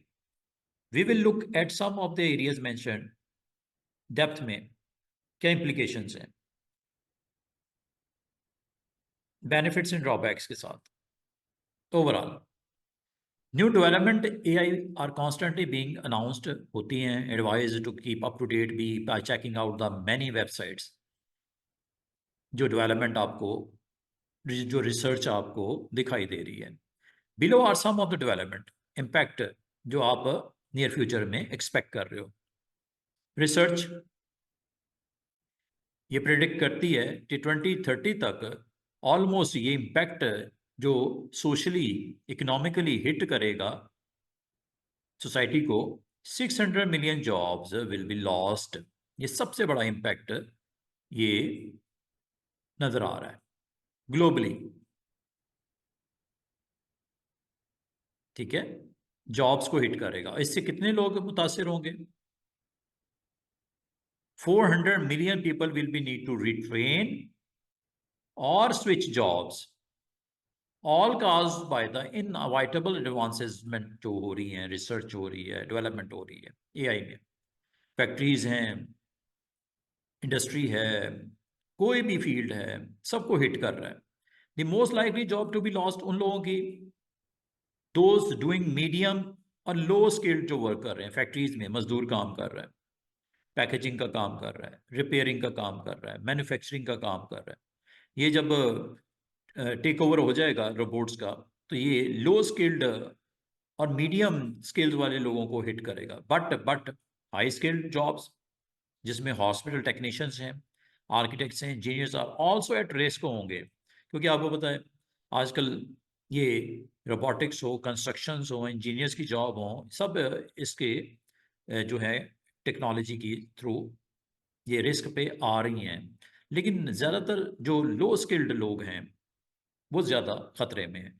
This could lead to civil unrest होने का चांसेस हैं ultimately, with large number of young people जो कि जॉब्स के लिए निकल रहे हैं पढ़ाई लिखाई करने के बाद, डिग्रीज लेने के बाद, with few or no employment prospects unless they have a sought after skill. History has shown that previous technologies advance all ended up creating a net increase in jobs. आज तक तो यही देखा है कि जब टेक्नोलॉजी आती है तो जॉब्स आती हैं, काम आता है, लोगों को रेस्ट मिलता है, अच्छा एक स्टेटस बनता है, अपना वो इन्हेंस करते हैं lifestyle. As automation takes over, ये एक अलग से सीन बताया जा रहा है। Automation takes over, jobs on the factory floor are lost, but इसका एक दूसरा पहलू भी है, production becomes much faster, more efficient, requiring an increase in the number of people doing tasks that the automation process cannot yet do, such as ये चीज़ जो नहीं हो सकी, quality control, test driving new vehicles and so on. लाजमत ये robot के हवाले तो नहीं कर सकते ना, तो ये ना अभी तक ऐसा पॉसिबल हुआ कि नई व्हीकल्स हैं मार्केट में आई, रोबोट थोड़ी उसको चलाएंगे, पहले तो टेस्ट किया जाएगा, टेस्टिंग के लिए तो ह्यूमन ही चाहिए ना, लोग ही चाहिए। Technology creates new jobs which are generally more interesting to humans that the manual job which are lost. ठीक है जी। However, history does not always repeat itself. So we need to prepare ourselves for a large reduction in the employment. ये नजर आ रहा है। Think about how to redistribute the wealth so that the overall impact of AI will be positive. ये भी एक issue. It is predicted eventually क्या होगा, 99% of the all job could be eliminated since the increase in the use of AI is exponential. Competition between countries and companies to expand हो जाएगा. Their economics will continue to fuel this growth. Or one question that might be legitimately asked is, if 99% of job disappear हो जाएं, who will build the robot? ये भी एक problem नजर आ रही है, क्योंकि जॉब ही चली जाएंगे तो साइंटिस्ट क्या करेंगे, कौन इनको बिल्ड कौन करेगा, क्या रोबोट को रोबोट ही बिल्ड करेंगे और मेंटेन करेंगे? ये भी क्वेश्चन है।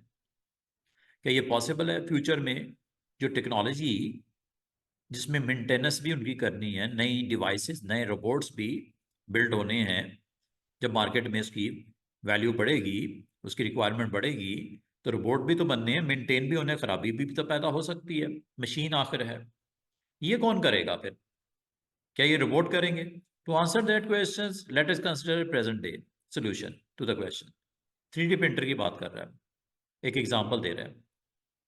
Actually now being designed and made by other 3D printer, ये एक उसने एक एग्जांपल समझाने की कोशिश की है कि 3D प्रिंटर एक ऐसी प्रोडक्ट है जिसको बनाने के लिए भी 3D प्रिंटर यूज हो रही है with no human intervention action. ये उसने क्वेश्चन का आंसर देने की कोशिश की है।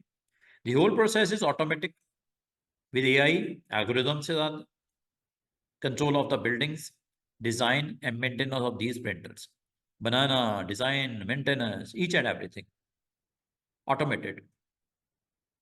So it seems logical that other robot या machines will build and maintain future robots and other AI systems. देख रहे हैं जी, इसमें तो हमें नज़र ऐसा आ रहा है कि AI जब टेक ओवर होगा आने वाले दिनों में, महीनों में, सालों में, तो ये कितना बड़ा इम्पैक्ट सोसाइटी के ऊपर डालेगा। और ये इसी तरह अगर चलता रहा मामला, AI increase in AI and increase in AI will leave people with more time।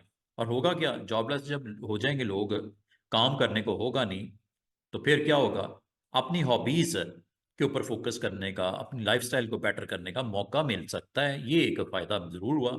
अब इतने बिजी टाइम में आपको पता है आप कुछ नहीं कर पाते, आप जॉब पे ही इतना आप टायर्डनेस फील कर रहे होते हो कि सोए सोने के, आराम करने के कुछ होता नहीं है। तो आपको टाइम ही नहीं मिलता अपनी लाइफस्टाइल को बेटर करने का, हॉबीज को। ये इसने एक पॉइंट तो दे दिया है। Previous industrial revolution have led to steep changes in the economies of countries that embrace the new technology. Being left behind is not an economic option, but it is good environmental option has ruled. Improvement in AI technology can have a positive impact भी है। ऊपर तो negative negative negative negative ही बताई जा रहा है, positive क्या है एनवायरनमेंट के हवाले से, ठीक है। एनवायरमेंटल पॉजिटिव क्या इम्पैक्ट है?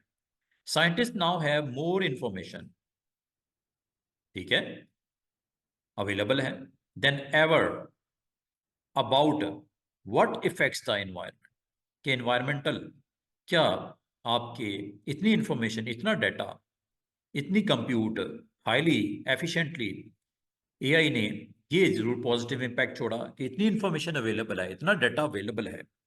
इससे साइंटिस्ट को अपने आप को अपडेट करना, टाइम के साथ चलना।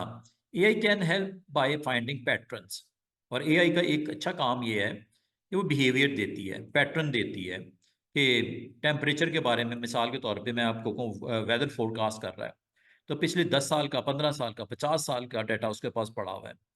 उसको पता है इंफॉर्मेशन जो आ रही है, जो डाटा आ रहा है, उसमें पैटर्न चेक करता है कि क्या इन दिनों में, इन डेज में क्या रेन का जो है वो फॉलिंग रेट क्या होता है, कब ज़्यादा हुआ, कब कम हुआ, क्या वो फैक्टर्स थे। पैटर्न को रिकग्नाइज करना as a human, big data को स्टडी करना थोड़ा मुश्किल होता है, लेकिन मशीन्स के लिए आसान है। Interconnections with the thousands of data sets, big data sets, उसको स्टडी करना, एनालाइज करना, रिपोर्ट्स, रिजल्ट्स देना, प्रिडिक्शन करना आसान हो गया। This help scientist make informed predictions about the environments and the potential climate change, जो आपको पता आजकल के दौर में सबसे बड़ा एक आपके पास एक स्टडी करने वाला टॉपिक है। Since this analysis is very complex होती है, the use of AI system can speed up process incredibly and allow the human race to take action much faster than they could by present method. आजकल का जो technology, अगर old technology के through वो अगर research कर रहे हैं या कोई वैल्यूएशन कर रहे हैं या अपना कोई वहाँ पे एक आउटपुट दे रहे हैं, तो बिग डाटा अगर आपके पास जितना ज़्यादा होगा उतना एक्यूरेट परफेक्ट रिजल्ट जनरेट करने में, और ये आजकल की जो एआई, जो आपके पास इंटेलिजेंस है, डेटा है, डेटा सेट्स हैं, उनको इंटरेक्शन करके, इंटरकनेक्शन करके आपका एक एक्यूरेट परफेक्ट रिपोर्ट जनरेट की जा सकती है। Here are some potential ways in AI can help you. Number 1, ये हेल्प कर सकती है आपको, बेनिफिट कह लो, ठीक है, या आपका इसका यूजेज कह लो। तो ये आपने टॉपिक को अंडरस्टैंड किया, इसको आपने लिखने के लिए भी याद करना है।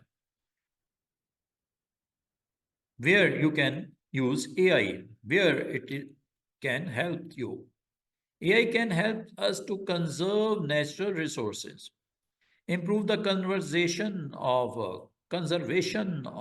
water supplies. आपको पता है आजकल आने वाले दौर में तो आपको पता वाटर की शॉर्टेज है, रिसोर्सेज की शॉर्टेज है, gases, minerals, each and everything की शॉर्टेज, क्योंकि आपको पता है पॉपुलेशन की ग्रोथ जिस रेट से हो रही है, रिसोर्सेज हवाले से अवेलेबल नहीं है, ये नेचुरल रिसोर्सेज की बात हो रही है। तो इसको किस तरह कंजर्व करना है, किस तरह यूटिलाइजेशन करनी है, तो ये वहाँ पे आपके बिग डाटा अगर आपके पास मौजूद हो, उसको एनालिसिस करना, उसकी जो है फाइनल उसका आउटकम देना, ये एआई ने आसान कर दिया है एक ये मामला। दूसरा, detection of population, sorry pollution, pollution को डिटेक्शन करना। सेंसर्स हैं, बिग डाटा है, ईच एंड एवरीथिंग 24/7 आपके पास वैल्यूज डाटा आ रहा है डाटाबेस में, जो कि पोल्यूशन आपको पता है एयर के अंदर और सीज के अंदर आपको इसकी प्रेजेंस होती है। AI is much more accurate, allowing scientist क्या, to pinpoint the source या sources of pollution more accurately and much faster. क्या रीजंस हैं, क्या वो स्टेप लिए जाएं किस तरह इस रिस्क से बचा जाए, इस मसले से। तो ये सारी चीज़ें इस हवाले से एआई आपको एक और बेनिफिट यहाँ आपको ये हेल्प कर रहा है। Third point, in the future it could be possible to combine weather forecasting and AI to allow for better prediction about renewable energy sources needed for the next few years। तो लाजमत एक ऐसा आपने system बनाना है, तो आप as a human, as a scientist, as a researcher, आपके पास ये सारा फ्यूचर में इसका बहुत अच्छा इस्तेमाल हो सकता है, और कर भी रहे हैं लोग जो डेवलप कंट्रीज हैं। तो ये प्रिडिक्शन और इसकी बेस के ऊपर आप फर्दर उसका जो रिन्यूएबल जो एनर्जी रिसोर्सेज हैं जो रिक्वायर्ड होंगी आपको, उसके ऊपर एक अच्छा आपके पास डेटा को एनालाइज करने के बाद आप अपने रिजल्ट्स ले सकते हो। This would lead to more precise automated renewable energies forecast, like क्या, solar, tide, thermal, wind energy generations कितनी चाहिए, कि किन आने वाले दिन में कितना टेम्परेचर रहेगा, क्या रेन के कितना चांस है। अगर आपका कोई ऐसी लैंडस्केप्स हैं जहाँ पे आपके पास जो है वो बर्फ़बारी होती है, आइस कितनी अवेलेबल है, उसको कितने टेम्परेचर के ऊपर कितना उसकी फ्रीक्वेंसी होगी, और कितना वो आपकी और एज ए रिसोर्स के तौर पे आपको एज ए वाटर सोर्स के तौर पे आपको अवेलेबल रहेगा। तो आप किस जो है एनर्जी जो आप प्रोड्यूस करोगे, इलेक्ट्रिक हो या कोई और हो, तो कौन कौन से आपके पास डिफरेंट सोर्सेज क्या हैं, सोलर वाइज क्या है, कि अगर आप सनलाइट की बात करते हैं तो वो कितनी अवेलेबल है, क्या सोलर सिस्टम के आप इम्प्लीमेंट करना है, प्लान करना है, टाइट है, थर्मल आपने विंड एनर्जी, उस हवाले से एआई आपको अवेलेबल है। AI would also allow us to learn for nature's ecosystem by monitoring and modelling. For example, river का क्या स्टेटस है, आपको पता है हमारे जब आज से कुछ 25-30 साल पहले अब रिवर्स के अंदर वाटर बहुत अच्छे से फ्लो कर रहा होता था। अब आप अगर विज़िट करो, ये रिवर रावी की विज़िट कर लो और भी स्टेटस देख लो, तो ये आपके पास कोई अच्छी सूरत हाल नहीं है। This would enable us to gain a better understanding of what can affect the delicate balance of life in the river. अगर आपके पास डाटा हो, रिपोर्ट हो प्रीवियस ईयर्स की, तो बहुत अच्छे तरीके से आप फोरकास्ट कर सकते हो कि अभी ये हालात हैं, 10 साल पहले ये थे, 20 साल पहले ये थे, 50 साल पहले ये थे, आने वाले सालों में क्या होगा। Such real time environmental monitoring would allow to be quickly take remedial action लेना before the effect become irreversible disasters. AI would make this possible due to ability to analyze vast amount of very complex interrelated data।